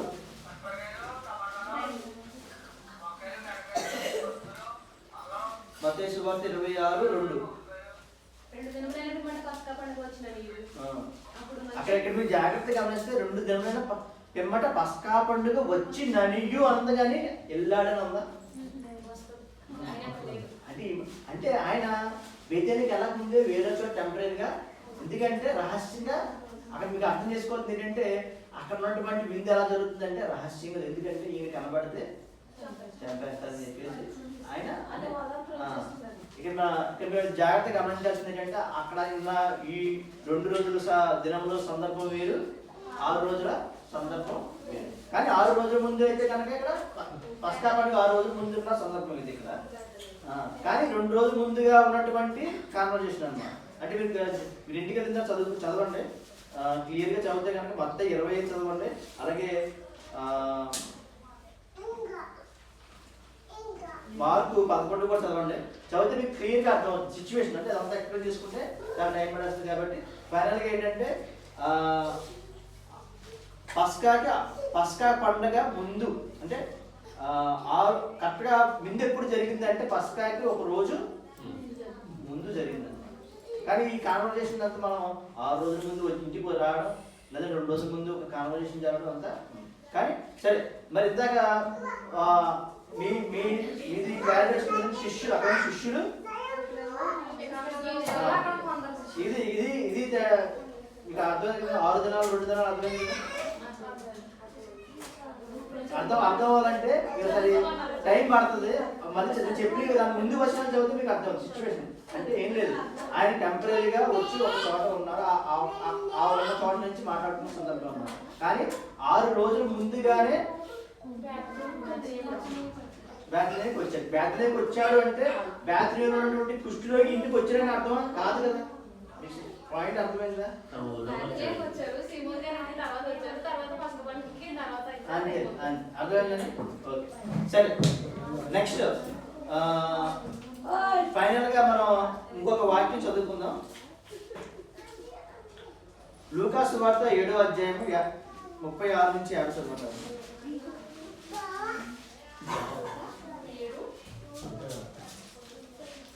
లూకా సువార్త 7వ అధ్యాయం 36 నుంచి 50. 36 నుంచి 50. పరిసయ్యులలో ఒకడు తనతో కూడా భోజనం చేయవలెనని ఆయన అడిగాను. ఆయన ఆ పరిసయ్యుని ఇంటికి వెళ్ళి భోజన పంక్తిని కూర్చుండగా ఆ ఊరిలో ఉన్న పాపాత్మురాలైన ఒక స్త్రీ యేసు పరిసయ్యుని ఇంట భోజనమునకు కూర్చున్నాడని తెలుసుకొని ఒక బుడ్డిలో అద్దం తీసుకొని వచ్చి వెనుక తట్టు ఆయన పాదముల యొక్క నిలబడి ఏడ్చుచు కన్నీళ్లతో ఆయన పాదములను తడిపి తన తల వెంట్రుకలతో తుడిచి ఆయన పాదములను ముద్దు పెట్టుకొని ఆ అత్తరు వాటికి పూసెను. ఆయనను పిలిచిన పరిసయ్యుడు అది చూచి ఈయన ప్రవక్త అయిన ఎడల ఎవరిదో ఎటువంటిదో ఎరిగి ఉండును. ఇది పాపాత్మురాలు అని తనలో తాను అనుకొనెను. అందుకు యేసు సీమోను, నీతో ఒక మాట చెప్పవలనని ఉన్నానని అతడితో అనగా, అతడు బోధకుడా చెప్పమనెను. అప్పుడు యేసు, అప్పు ఇచ్చు ఒకరికి 2 రుణస్థులుండిరి. వారిలో చాలు చాలు చాలు. ఇక్కడ సీమోను అడిగాడు. ఇక్కడ చూడండి, పరిసయ్యులలో ఒకడు తనతో కూడా భోజనం చేయవలని ఆయన అడిగాను. ఆయన పరిసయ్యుల ఇంటికి వెళ్ళి భోజన పంక్తిలో కూర్చుండగా ఊరిలో ఉన్న పాపాత్మురాలైన ఒక స్త్రీ ఒక పరిసయ్యుని ఇంట భోజనం కూర్చుండని తెలుసుకుని ఒక బుడ్డిలో అత్తరు తీసుకుని వచ్చి, ఇప్పుడు మొత్తం అందరూ చదివారు కదండి, విన్నారండి? మళ్ళీ చదవండి సార్, మళ్ళీ చదువు, జాగ్రత్తగా వినండి అందరూ ఒకసారి, సైలెంట్గా మళ్ళీ చదవండి ఒకసారి. 36 నుంచి 50. 36 పరిసయ్యుల్లో ఒకడు తనతో కూడా భోజనం చేయవాలని ఆయన అడిగాను. ఆయన పరిసయ్యుని ఇంటికి వెళ్లి భోజన పంక్తిని కూర్చుండగా ఆ ఊరిలో ఉన్న పాపాత్మురాలైన ఒక స్త్రీ యేసు పరిసయ్యుని ఇంట భోజనం కూర్చుని ఉన్నాడని తెలుసుకొని ఒక బుడ్డలో అత్తరు తీసుకుని వచ్చి వెనక తట్టు ఆయన పాదముల యొద్ద నిలబడి ఏడ్చుచు కన్నీళ్లతో ఆయన పాదములను తడిపి తన తల వెంట్రుకలతో తుడిచి ఆయన పాదములను ముద్దు పెట్టుకుని ఆ అత్తరు వాటికి పూసెను. ఆయనను పిలిచిన పరిసయ్యుడు అది చూచి, ఈయన ప్రవక్త అయిన ఎడల తను ముట్టుకొనిన ఈ స్త్రీ ఎవరిదో ఎటువంటిదో ఎరిగి ఉండును. ఇది పాపాత్మురాలు అని తనలో తాను అనుకొనెను. అందుకు యేసు, సీమోను, నీతో ఒక మాట చెప్పవలని ఉన్నానని అతనితో అనగా, మీరు జాగ్రత్తగా గమనిస్తే మరి సేమ్ సిమోన్ గారి ఇంట్లో వచ్చిన స్త్రీ మరియా, సేమ్ అదే ఇన్సిడెంట్ లూకా గారు అది కూడా చెప్తున్నారా? మన మత్తయ్య గారు, మార్కు గారు, యోహాన్ గారు చెప్పినట్లుగానే లూకా గారు ఇది కూడా అదే చెప్తున్నారా? అంతేనండి, కరెక్టా?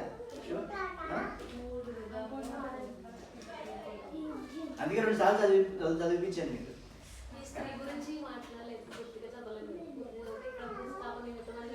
ఇంకా అవసరం లేదండి, అక్కడ వరకు ఉంటుంది ఆ స్త్రీ గురించి. సరే చెప్తాను చూడండి.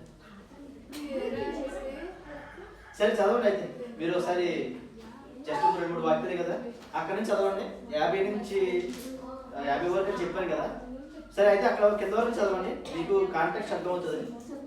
అందుకు యేసు సీమోను, ఏదో ఒక మాట చెప్పాలి అంటే 40 నుంచి చదవండి సార్. అందుకు యేసు, సీమోను, నీతో ఒక మాట చెప్పవాలని ఉన్నానని అతనితో అనగా, అతడు బోధకుడా చెప్పమనెను. అప్పుడు యేసు, అప్పు ఇచ్చు ఒకనికి 2 రుణస్థులుండిరి. వారిలో ఒకడు 500 దేనారములను మరి ఒకడు 50 దేనారములు వచ్చి ఉండిరి. ఆ అప్పు తీర్చుటకు వారి యొద్ద ఏమీ లేకపోయాను కనుక అతడు వారిద్దరిని క్షమించెను. కాబట్టి వీరిలో ఎవడు అతన్ని ఎక్కువగా ప్రేమించునో చెప్పమని అడిగాను. అందుకు సీమోను, అతనికి ఎక్కువ క్షమించునో వాడే అని నాకు తోచుచున్నదని చెప్పగా, ఆయన, నీవు సరిగా యోచించుకోమని అతనితో చెప్పి ఆ స్త్రీ వైపు తిరిగి సీమోనుతో ఇట్లను, ఈ స్త్రీని చూచుచున్నావే, నేను నీ ఇంటిలోనికి రాగా నీవు నా పాదములకు నీళ్లు ఇయ్యలేదు, కానీ ఈమె తన కన్నీళ్లతో నా పాదములను తడిపి తన తల వెంట్రుకలతో తుడిచెను. నీవు నన్ను ముద్దు పెట్టుకొనలేదు, కానీ నేను లోపలికి వచ్చినప్పటి నుండి ఈమె నా పాదములను ముద్దు పెట్టుకుంటా మానలేదు. నీవు నూనెతో నా తలంటలేదు, కానీ ఈమె నా పాదములకు అత్తరు పూసెను. ఆమె విస్తారముగా ప్రేమించిన కనుక ఆమె యొక్క విస్తార పాపములు క్షమింపబడినని నీతో చెప్పుచున్నానని, ఎవరికి కొంచెముగా క్షమింపబడునో వాడు కొంచెముగా ప్రేమించునని చెప్పి, నీ పాపములు క్షమింపబడి ఉన్నవని ఆమెతో అనెను. అప్పుడు ఆయనతో కూడా భోజన పంక్తిని కూర్చుండిన వారు పాపములు క్షమించుచున్న ఇతరుడని తమలో తాము అనుకొనసాగిరి. అందుకు ఆయన, నీ విశ్వాసము నిన్ను రక్షించెను, సమాధానం గలదానవై వెళ్ళమని ఆ స్త్రీతో చెప్పెను. ఇప్పుడు చెప్పండి మరి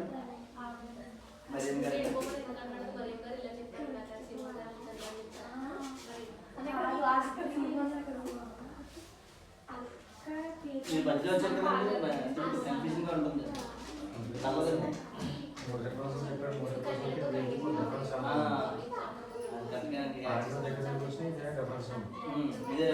అదే సందర్భమా, అదే మనుషుల అదే ఇలా పాపం గురించి చెప్పాడు ఆయన. అయితే ఆవిడ క్షమించిన వాడు చెప్పేసి అంటే ఎక్కువగా హాస్టల్లో తక్కువ వచ్చిన ఉన్నాడు, ఎక్కువ ఉన్నాడు, ఎవరు ప్రేమించడం చెప్పి సింహం అడిగితే ఎక్కువ ఉన్నవాడు ప్రేమించడం నేను చెప్పాడు. దానికి మీరు ఆలోచిస్తానంటే ఈ విధంగా అవుతుంది కాబట్టి ఇక పాపం క్షమించడం బాగా ఎక్కువగా ప్రేమించింది కాబట్టి పాపాలు క్షమించబడ్డాయి. పాయింట్కి వచ్చారు. పాపాలు క్షమించబడ్డాయి అని అంటే చెప్పాడు. పాపాలు క్షమించబడ్డాయి అని ముందు 3 రెఫరెన్స్లు ఎక్కడో చూసాము మనం. చూసారా? అంటే నేను బ్రదర్ కరెక్ట్గా క్యాచ్ చేశారు. ఉంటాను ఇక్కడ ఉన్నాను కాబట్టి నన్ను ఎలా చేశారని చెప్పేసి 2 రెఫరెన్స్ చెప్పారు. ఇక్కడైతే ప్రతిదాన్ని కూడా ఆయన పాపం నుంచి ముగ్గురు పెట్టుకుంది నా కాళ్ళకి రెఫరెన్స్ చేసి మొత్తం క్లియర్గా ఓకే. అది కొంతవరకు వచ్చారు కానీ మరి మీరు అదే సందర్భం అనుకుంటున్నారు కదా. ఓకే, నేను చెప్తాను సార్, జాగ్రత్తగా వినండి. ఓకే, ఇక్కడ చూస్తే కనుక ఎవరండి ఇతను? ఎవరు? సిమోనే కదా అండి? ఎవరైతే చెప్పారు? సిమోను పరిసేయుడు. ఎవరన్నారు? పరిసేయుడు. మరి అక్కడ ఏ సిమోను? కుష్ఠరోగినా సీమోను. ఇక్కడ ఏ సీమోను? పరిసేయుడు. అసలు పరిసేయుడు అంటే ఎవరు చెప్పండి? పరిచయం చేసి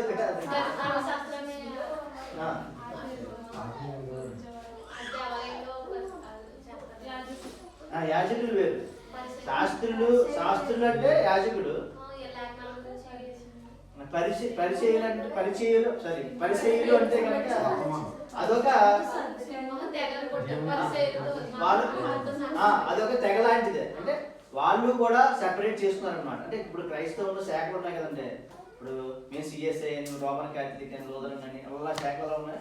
వీళ్ళు కూడా వీధుల్లో కొంతమంది వాళ్ళు ఒక సెపరేట్ గా ఒక గ్రూప్ పెట్టుకున్నారు. ఏం గ్రూప్ అంటే మేము కొంతమంది ఏం చేస్తున్నారంటే యూదుల్లో కూడా దేవుడు చెప్పినటువంటి ఆజ్ఞలకి కొన్ని కాంప్రమైజ్ అయిపోతా ఉండి కొన్ని వాళ్ళకి అనుగుణంగా చేస్తున్నారని చెప్పేసి ఓకే వీళ్ళు ఏంటంటే ఈ పరిచయం ఏంటంటే దేవుని ఆజ్ఞ ఏదైతే చెప్తారో అదే చేస్తాం, అది తప్పితే మేము ఏమి చేయము మేరం అని చెప్పేసి వీళ్ళు దేవుని యొక్క ఆజ్ఞకి బాగా ఇంకా ఎలాగంటే స్క్రిప్చర్ లెటరల్గా ఇలా తీసుకుంటారు అన్నమాట.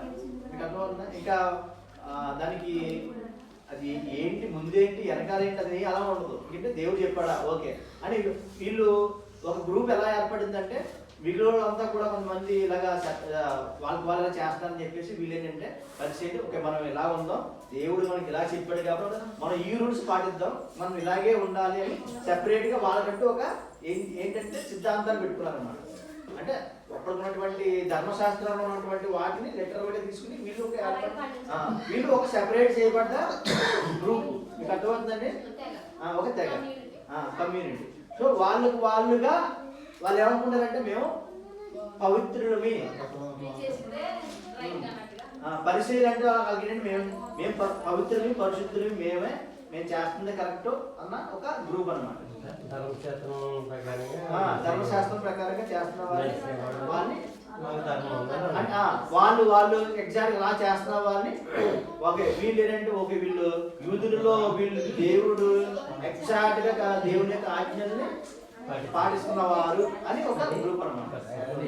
వాళ్ళు ఏంటంటే యాజకులతో పాటు వీళ్ళు కూడా నిరంతరం వీళ్ళతో కూడా వీళ్ళకి వాళ్ళకి మళ్ళీ కనెక్షన్ ఉన్నాయి. అంటే వాళ్ళు ఒక రకంగా చెప్పాలంటే ఇది మనకి ఎలాగా అంటే విత్ ఇన్ మన కమ్యూనిటీలో సింపుల్ మాట్లాడుకుంటే అదొక క్యాస్ట్ ఇదొక క్యాస్ట్ అనే టైప్లో అన్నమాట. మీకు అర్థమవుతుందండి? అదొక గ్రూప్ ఇదొక గ్రూప్. పరిచయుడు అనేది ఒక గ్రూప్ అన్నమాట. సో మరి ఈ పరిచయుడు ఎవరు? సిమోను అని పరిచయుడు. ఇందాక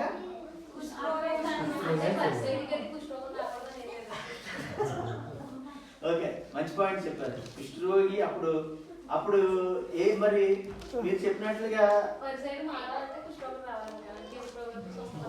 ముందు పరిచయుడు అంటాడు, పరిచయుడు అయిన తర్వాత తన కుష్ఠరోగి వచ్చింది, కుష్ఠరోగి వెళ్ళి మారిన తర్వాత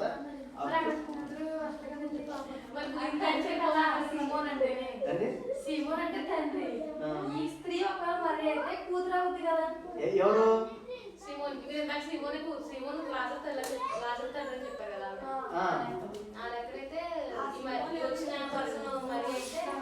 ఈ వచ్చిన పర్సన్ మరి అయితే సిమోన్కి ఏమవ్వాలి? మరి కూతురు అయితే ఈ సిమోన్ ఒకటే. మరి సిమోన్ ఏమంటాడు? ఆవిడ పాపాత్మురాలు, కూతురు పాపాత్మురాలు ఆయన అసలు విభేదిస్తాడా? ఎంట్లో రానే ఆయన పర్మిషన్ లేకుండా ఇంట్లోకి వచ్చింది అని తన అర్థం. సరే క్లారిటీ చెప్తుంది చూడండి. 2 1 కాదు.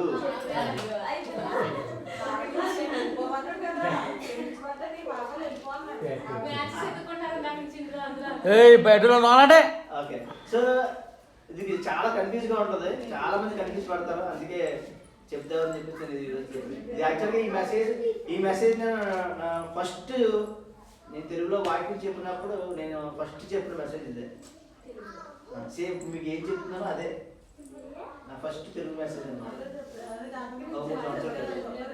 సో సరే, ఇక్కడ మీరు జాగ్రత్తగా పరిశీలిస్తే ఈ సిమోను వేరు, ఆ సిమోను కుష్ఠరోగైన సిమోనికి మళ్ళీ పరిచయం సిమోనికి కుష్ఠరోగం రాలేదు. ఆ సిమోన్ కంప్లీట్గా ఇద్దరు కూడా వేరు. ఇక్కడ వచ్చింది ఎవరు అంటే పాపాత్మురాలైన స్త్రీ, అంతేగాని మరియా కాదు. అందుకే ఇక్కడ మళ్ళీ చదవండి ఒకసారి, మీకు క్లియర్ గా ఉంటుంది. ఒకసారి ఎవరు చదవండి, 36 నుంచి 40 వరకు చదవండి. పరిసయ్యులలో ఒకడు తనతో కూడా భోజనం చేయవలని ఆయన అడిగాను. తనతో భోజనం చేయమని అడిగాడు. ఇది విందు కాదు. మీకు అర్థమవుతుందా? యేసుప్రభు గారిని ఇన్వైట్ చేశారు. ఎప్పుడు అంటే ఇందాక మనం చూసిన 3 సందర్భాలు, 3 సువార్తల్లో రాసింది. అది ఎప్పుడు అంటే యేసుప్రభు వారు పస్కా పండుగ ఉందంటే యేసుప్రభు గారు చనిపోవడానికి జస్ట్ దగ్గరలో ముందు రోజే కదా సార్. ఇది ఎప్పుడు అంటే యేసుప్రభు వారి యొక్క పరిచర్య స్టార్ట్ చేస్తున్నప్పుడు అన్నమాట. స్టార్ట్ చేసిన కొన్ని రోజుల తర్వాత. మీకు అర్థమవుతుందండి? ఇప్పుడు యేసుప్రభు వారి పరిచర్య స్టార్ట్ చేసిన తర్వాత పరిచర్య చేస్తున్నప్పుడు ఈ పరిచర్యుడు యేసుప్రభు వారి బోధలకి చూపించి అప్పుడు మా ఇంటికి రండి భోజనం చేయడానికి ఇంటికి ఆహ్వానించాడు. మీకు అర్థమవుతుందండి? ఇది ఇంటికి మామూలుగా ఆహ్వానించాడు అంతే. ఈ పరిచయం సరే మళ్ళీ చదవండి సార్. పరిసయ్యులలో ఒకడు తనతో కూడా భోజనం చేయవలని ఆయన అడిగాను. ఆయన పరిసయ్యుని ఇంటికి వెళ్ళి భోజన పంక్తిని కూర్చుండగా ఆ ఊర్లో ఉన్న పాపాత్మురాలైన ఒక స్త్రీ యేసు పరిసయ్యునింట భోజనంతో కూర్చుని ఉన్నాడని తెలుసుకుని, చాలండి, ఆ ఊరిలో ఉన్న పాపాత్మురాలు, అంతేగాని సిమోని గారి కుమార్తె ఇంట్లో ఉంది అని చెప్పాడా? ఊరిలో అంటే ఊరి బయట ఎక్కడో ఒక పాపాత్మురాలు. అంటే పాపాత్మురాలు అంటే ఎవరిగా ఏం చెప్తారంటే అప్పట్లో హిందూ ప్రకారం పాపాత్మురాలు ఎవరంటే వ్యభిచారం చేసేవారిని అప్పట్లో డైరెక్ట్ గా ముద్ర వేసేవారు. ముద్ర వేసి ఈమె వాళ్ళందరూ డైరెక్ట్ గానే పాపాత్మురాలు అన్న టైప్ సంబోధించేవారు అన్నమాట. సరే, ఇప్పుడు ఈ ఊర్లో ఉన్నటువంటి ఒక పాపాత్మురాలు స్త్రీ సిమియోని అంటే యేసుప్రభు గారు అక్కడికి వచ్చారు, భోజనం చేస్తున్నారని తెలుసుకుని యేసుప్రభు గారి దగ్గరికి వచ్చి అప్పుడు సరే చదవండి. ఒక బుట్టలో అత్తరు తీసుకుని వచ్చి, ఒక బుట్టిలో ఏంటంటే అక్కడ మనం చూసింది షేరున్నర, ఎక్కడ చూసింది గుడ్డి, చిన్న గుడ్డి అంతే. అర్థమైందండి? చిన్న గుడ్డి అంతే. వెనుక తట్టు ఆయన పాదముల యొద్ద నిలబడి ఏడ్చుచు కన్నీళ్లతో ఆయన పాదములను తడిపి తన తల వెంట్రుకలతో తుడిచి ఆయన పాదములను ముద్దు పెట్టుకుని ఆ అత్తరు వాటికి పూసాను. చూడండి ఒకసారి జాగ్రత్తగా గమనించండి. ఇందాక మనం చూసిన అత్తరు తల మీద నుంచి పోసి మొత్తం కాలు తల ఏంటంటే తల వెంట్రుకలతో తుడిచింది కదండి. ఇక్కడ ఏం చేసింది చెప్పండి?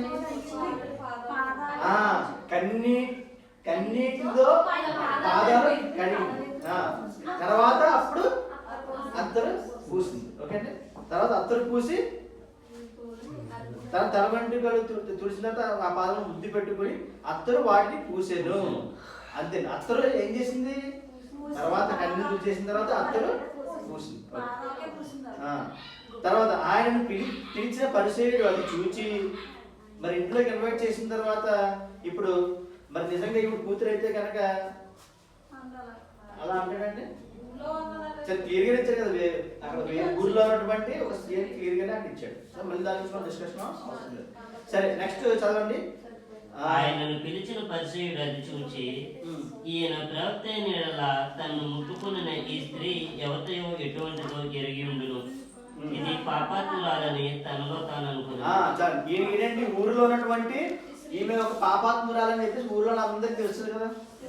తెలిసిన తర్వాత అప్పుడు యేసు ప్రభు గారి దగ్గరికి వచ్చిన తర్వాత ఈయన ఏమనుకుంటున్నాడంటే యేసు ప్రభు గారు అంటే గొప్ప దైవజనుడు,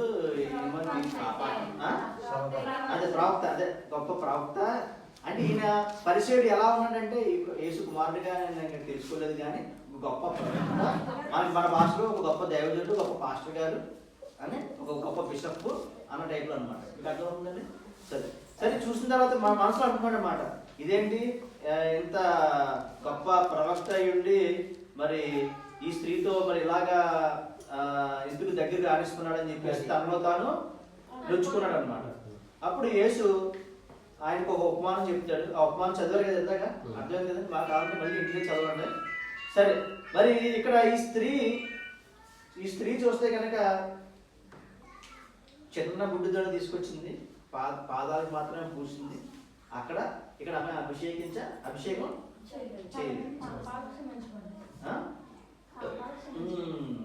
ఇది పాయింట్, చాలా మంచి పాయింట్. పాపాలు క్షమించబడ్డాయి. విస్తారమైన పాపాలు, ఆమె ఎన్ని చేసిన పాపాలు అంటే విస్తారమైన పాపాలు క్షమించబడ్డాయి అంటే ఆమె యేసుప్రభు గారిని ఎంతో ప్రేమిస్తుంది సార్. మనం ఎంత పాపం చేసినా కానీ ఆయన ఎందుకు ఒప్పుకొని ఆ పాపాలను ఒప్పుకొని మనం ఆయన ఎంత కన్నీరు కాచి ఆయన పాదాలు పట్టుకుంటే ఏంటంటే మన పాపాలు కూడా ఖచ్చితంగా క్షమించబడతాయి.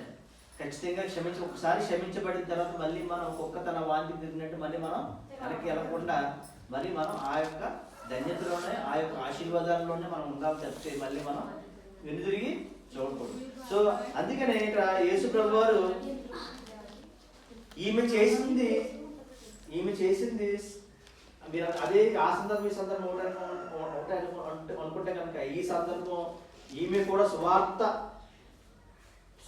లోకానికి సువార్త వెళ్తున్నప్పుడు ఈమె కూడా ప్రచురించబడుతుంది అని లేదు. ఎందుకు లేదు అంటే ఈమె వేరు కాబట్టి. అర్థమవుతుందండి? ఇదొక ఇంకొకటి, ఇది ఇంకొక స్త్రీ, ఖచ్చితంగా ఇంకొక స్త్రీనే. ఎందుకంటే పాపాలు క్షమించబడ్డాయి, ఇప్పుడు పాపాత్మలు క్షమించబడ్డాయి అంటే ఖచ్చితంగా వేరే స్త్రీనే.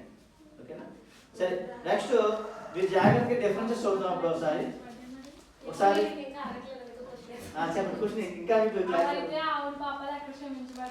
అక్కడ ఆవిడ పాపం చేసినట్టు పాపాత్మురాలుగా లేదా? అదే ఎగ్జాంపుల్ చెప్పాలి. పాపాత్మురాలు అంటే ఎలాగా అంటే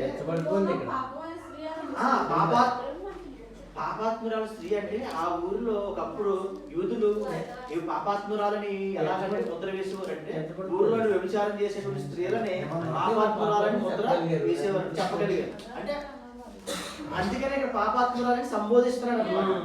ఎవరు పడితే ఆ మాట సంబోధిస్తే ఊరుకుంటారా? అక్కడ తండ్రి అయితే కనుక కూతురు వ్యభిచారం ఎలా క్షమిస్తున్నావు అని చెప్పి రోజులు వెళ్తారంటే ఎవరన్నా వెళ్తారా? కూతురి గురించి వెళ్తారని చెప్పండి. చదువు గురించి ఒకవేళ తెలిసినా కానీ క్షమిస్తున్నారంటే ఆనందమే కదా కూతురి. మీకు అర్థమవుతుందండి? మరి ఈయన ఏమంటున్నాడు? ఈయనెవడో సరే క్షమించాలి అంటే ఆయన దృష్టిలో ఈయన పాపాలు క్షమించాలి అన్న టైప్లో ఆయన కొద్దిగా నొచ్చుకున్నాడు మనసులో అని చెప్పేసి నొచ్చుకున్నాడు. సరే మీకు ఇంకా క్లారిటీ రాలేదా? కావాలా? వచ్చిందండి? వస్తూ ఉందా? సరే ఇంటికి వెళ్ళిన తర్వాత రాసుకోండి. మళ్ళీ ఒకసారి చదువుతాను. ఈ వాక్యాల రెఫరెన్స్ రాసుకుని మా కాలం మీరు ఇంటికి వెళ్తే చదవండి. యోహాను సువార్త 12వ అధ్యాయము 1-8, అలాగే మత్తయి సువార్త 26వ అధ్యాయము 6-13, అలాగే మార్కు సువార్త 14:3-9, మార్కు సువార్త 14:3-9, అలాగే లూకా సువార్త 7:36. 7:36 నుంచి రాష్ట్రం. సరే అండి. సరే మరి ఇంకొక వాక్యం చూద్దాం. లోక గారు రాసినటువంటి 10వ అధ్యాయం 39 చూడండి.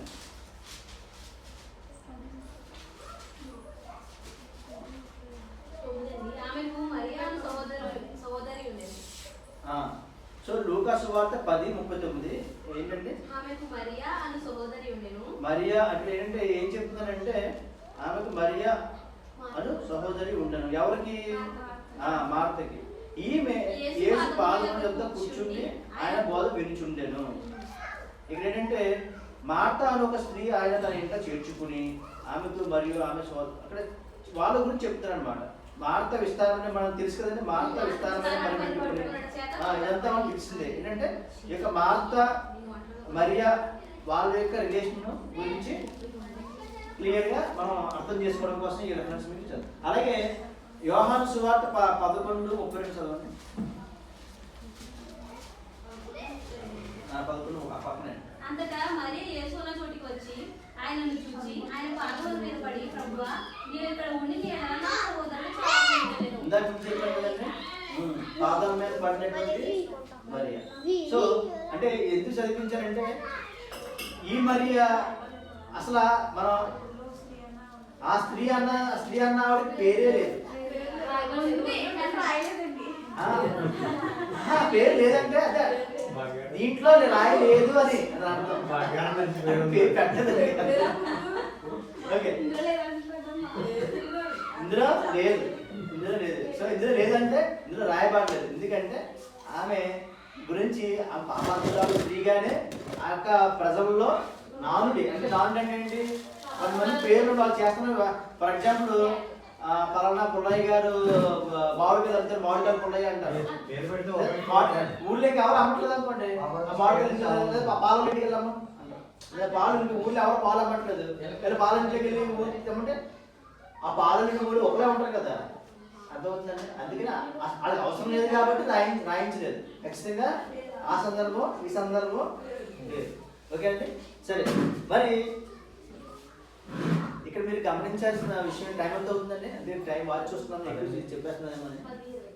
10:20 అండి. ఓకే, సో ఇంకొక 5 minutes మాట్లాడుతూ మనం గురించేసుకుందాం. ఎందుకంటే మనం స్టార్ట్ చేసుకుని ఎప్పుడు స్టార్ట్ చేసామండి? 9:40 అండి. చాలా టైం అయిపోయింది. స్టార్ట్ అయ్యి మీరు స్టార్ట్ చేస్తే 9:30. ఓకే, దగ్గర 5 minutes అవడేద్దాం. ఇది వాచ్ టైం ఉంటే నేను వాచ్ పెట్టుకుని రాలేదు.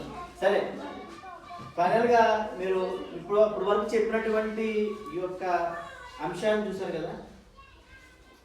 మత్తయ్య గారు ఏం చెప్పారు, మార్క్ గారు ఏం చెప్పారు, లూకా గారు ఏం చెప్పారు, యోహాన్ గారు ఏం చెప్పారు. సరే, ఈ నలుగురు చెప్పినటువంటి వాళ్ళలో ముగ్గురు చెప్పింది ఒకే సందర్భం, ఒకళ్ళ ముగ్గురు చెప్పింది ఒకే సందర్భం.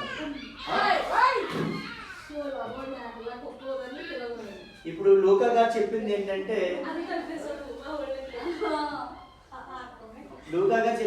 యేసు ప్రభు గారు పరిచర్లోకి వచ్చిన తర్వాత జరిగినటువంటి సందర్భం. అది విధి కాదు, అది భోజనానికి పిలిచాడండి.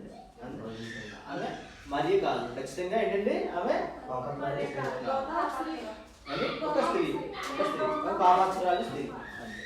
సరే, మరి అలాగే మనం ఇంకా దానికి దీనికి డిఫరెన్స్ వస్తుందో చెప్పినప్పుడు ఒక శిష్యుడు పేరుడు అక్కడేమో 6 రోజులు ఉంది, ఇక్కడేమో 2 రోజులు ఉంది.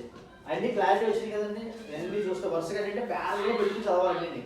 అది ఇలా చదివిందా దీంట్లో మైండ్ పెట్టుకోవాలి, చదివిన మైండ్లో పెట్టుకుని ఇంత మైండ్లో పెట్టుకోవాలి, చదివాలి అంటే అన్ని మైండ్లో పెట్టుకుని మనం కొన్ని అప్పుడు మనం రిఫరెన్స్ లాగితే అప్పుడు సందర్భం ఏంటనేది వస్తుంది. లేదంటే మనం ఏమనుకుంటాం, మనం ఫాస్ట్గా ఓవరాల్గా చదువుకుంటూ వెళ్ళిపోతుంటే ఇది ఆయన మళ్ళీ లూకా గారు చెప్పుంటారు, ఆల్రెడీ 4 సువార్తలు కదా, ఆ ముగ్గురు చెప్పిందా ఈయన కూడా చెప్పకుండా ఉంటాడు ఏంటి ఎవరు చెప్తుంటాడు. కాకపోతే అంత క్లియర్ రాలేదు, ఫ్లోలో వెళ్ళిపోతాం అంతే కదండి.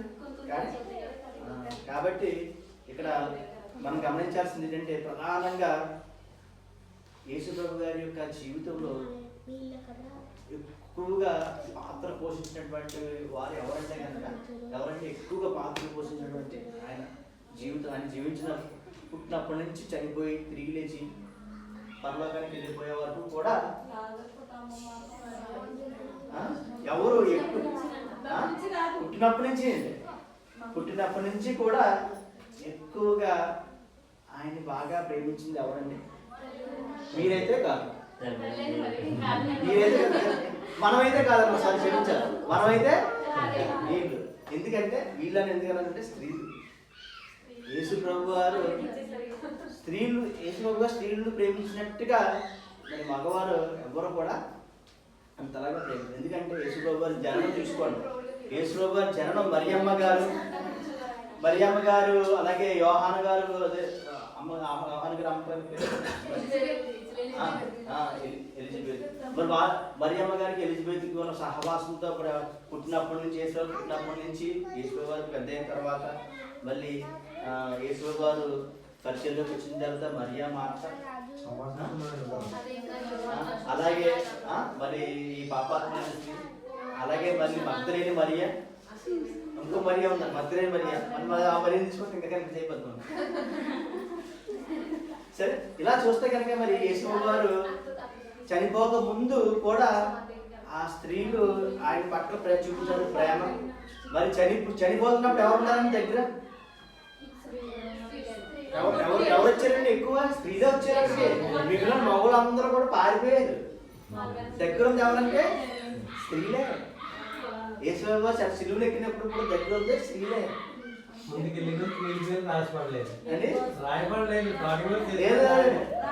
రాయబడలేదంటే లేరు కాబట్టి రాయబడలేదు అంటే ఉన్నారు, అంటే ఎక్కువగా లేరని చెప్పి రావడం. అంటే యోహాన్ గారు కూడా ఉన్నారు, శిష్యుడు యోహాన్ కూడా ఉన్నాడు.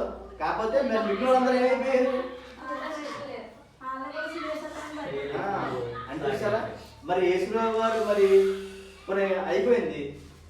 యేసురావు గారిని పాతి పెట్టేశారు. పాతి పెట్టిన తర్వాత పునరుద్ధారంలో కూడా ఫస్ట్ మిగిలింది ఎవరు?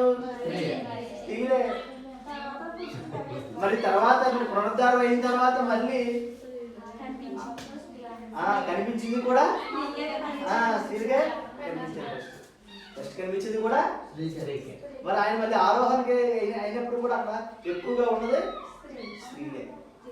ఆరోహణ అయినప్పుడు కూడా మళ్ళీ వీళ్ళే అందరూ కూడా మరియమ్మ అందరూ అదే తల్లి యేసుప్రభు తల్లి మరియమ్మ మొత్తం అందరూ ఉన్నారు. సో ఇలా చూస్తే కనుక యేసుప్రభు గారి జీవితంలో ఎక్కువగా ఆయన బాగా ప్రేమించింది ఎవరంటే కనుక ఈ రోజు నుంచి అంటే కొన్ని చర్చెస్లో చూస్తున్నప్పుడు ఎక్కువ సంఘాల్లో ఎవరు ఉంటారంటే స్త్రీలే ఎక్కువ ఉంటారు. చర్చిలో పురుషులు ఎవరు కూడా చాలా తక్కువ, చాలా చాలా తక్కువ ఉన్నారు. అంటే స్త్రీలు ప్రేమించినట్టుగా పురుషులుగా మనం యేసుప్రభు గారిని మనం ప్రేమించాలి అండి, అంతే కదా. కాబట్టి మనం కూడా మరి యేసు ప్రభు వారిని అంటే మనం అంటే అందరం మనుషులుగా మనం అందరం కూడా ప్రేమించాలి. కాకపోతే ఏంటంటే వాళ్ళు చూపిస్తున్నటువంటి ప్రేమాభిమానాలు మనం పైకి చూపించలేము, అంతే కదండి. అంటే మనం సపోర్ట్ తీసుకోవాలి కదండి, అంటే మన మనసులో ఉంటుంది కానీ పైకి చూపించలేము. తండ్రి ప్రేమకి తల్లి ప్రేమకి చాలా అంటే మనకి కరెక్టే అని మనం ఎలా ఉంటాయంటే మనం పైకి ఎక్స్ప్రెస్ చేయలేం, అంతే కదండి. చేసిన బాధ్యతలన్నీ చేస్తాం కానీ ప్రేమ అయితే వ్యక్తపరచలేం. అది ఎలాగా అంటే ఇక్కడ మరియమ్మ మార్తలాగా అన్నమాట. మార్తలాగా అనేక పనులు పెట్టుకుని మనం యేసు ప్రభు కాదు చీవాటికి తగ్గినట్టుగా ఉంటుంది అంతే, అంతేనండి. మరియమ్మ గారిలాగే పాదాల దగ్గర కూర్చుని ఎప్పుడు కూడా దేవుడి సన్నిధిలో కూర్చుని ఉంటారు స్త్రీ. కానీ అవి రెండు ఇంపార్టెంట్, పని కూడా ఇంపార్టెంట్. అందుకే దేవుడి విశ్వాసం, క్రియ లేని విశ్వాసం మృతం. అంటే ఆ సందర్భం వేరు. అంటే క్రియ చేయొద్దని, పనులు చేయొద్దని కూడా చెప్పట్లేదు అక్కడ. కాకపోతే ఆయన లాస్ట్ స్టేజ్ కాబట్టి ఆయన ఉంటున్నప్పుడు ఆయనతో ఎక్కువ ఉంటే ఇంకా ఉండేది కొన్ని రోజుల్లోనే చనిపోగలని తెలుసు కాబట్టి ఆ సమయాన్ని ఆయనతో స్పెండ్ చేయడం కోసం చెప్పిన సందర్భంగా చెప్తే అంతకన్నా. సో మరి మనందరం కూడా మరి ఇక్కడ స్త్రీని చూసాం.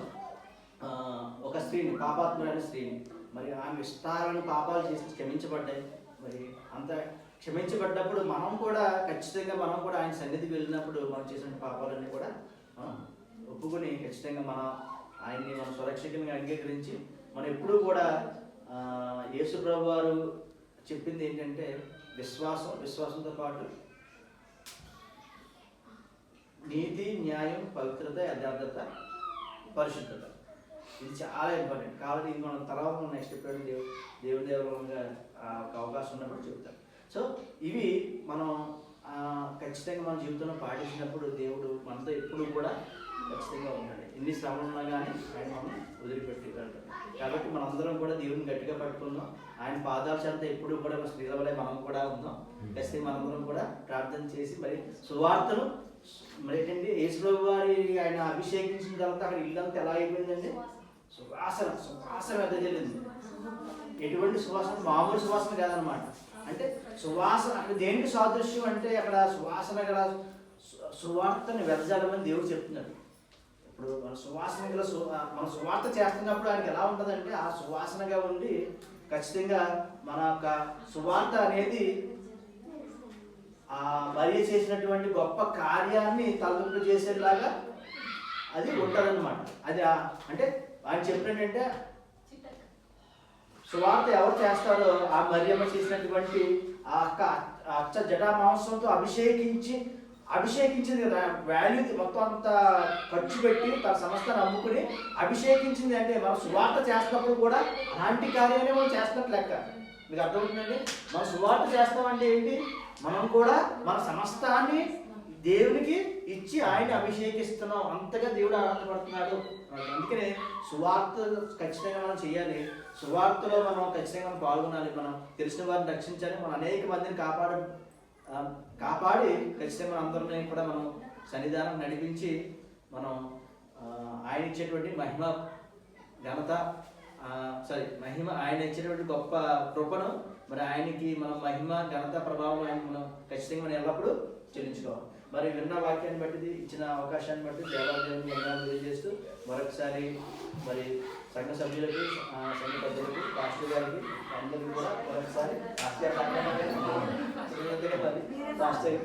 సువార్త అంటే ఊరంతా తిరుగుతారు అదండి. అంటే సువార్త అంటే ఊరంతా తిరగట్లేదు, అదొక మార్గం అంతే.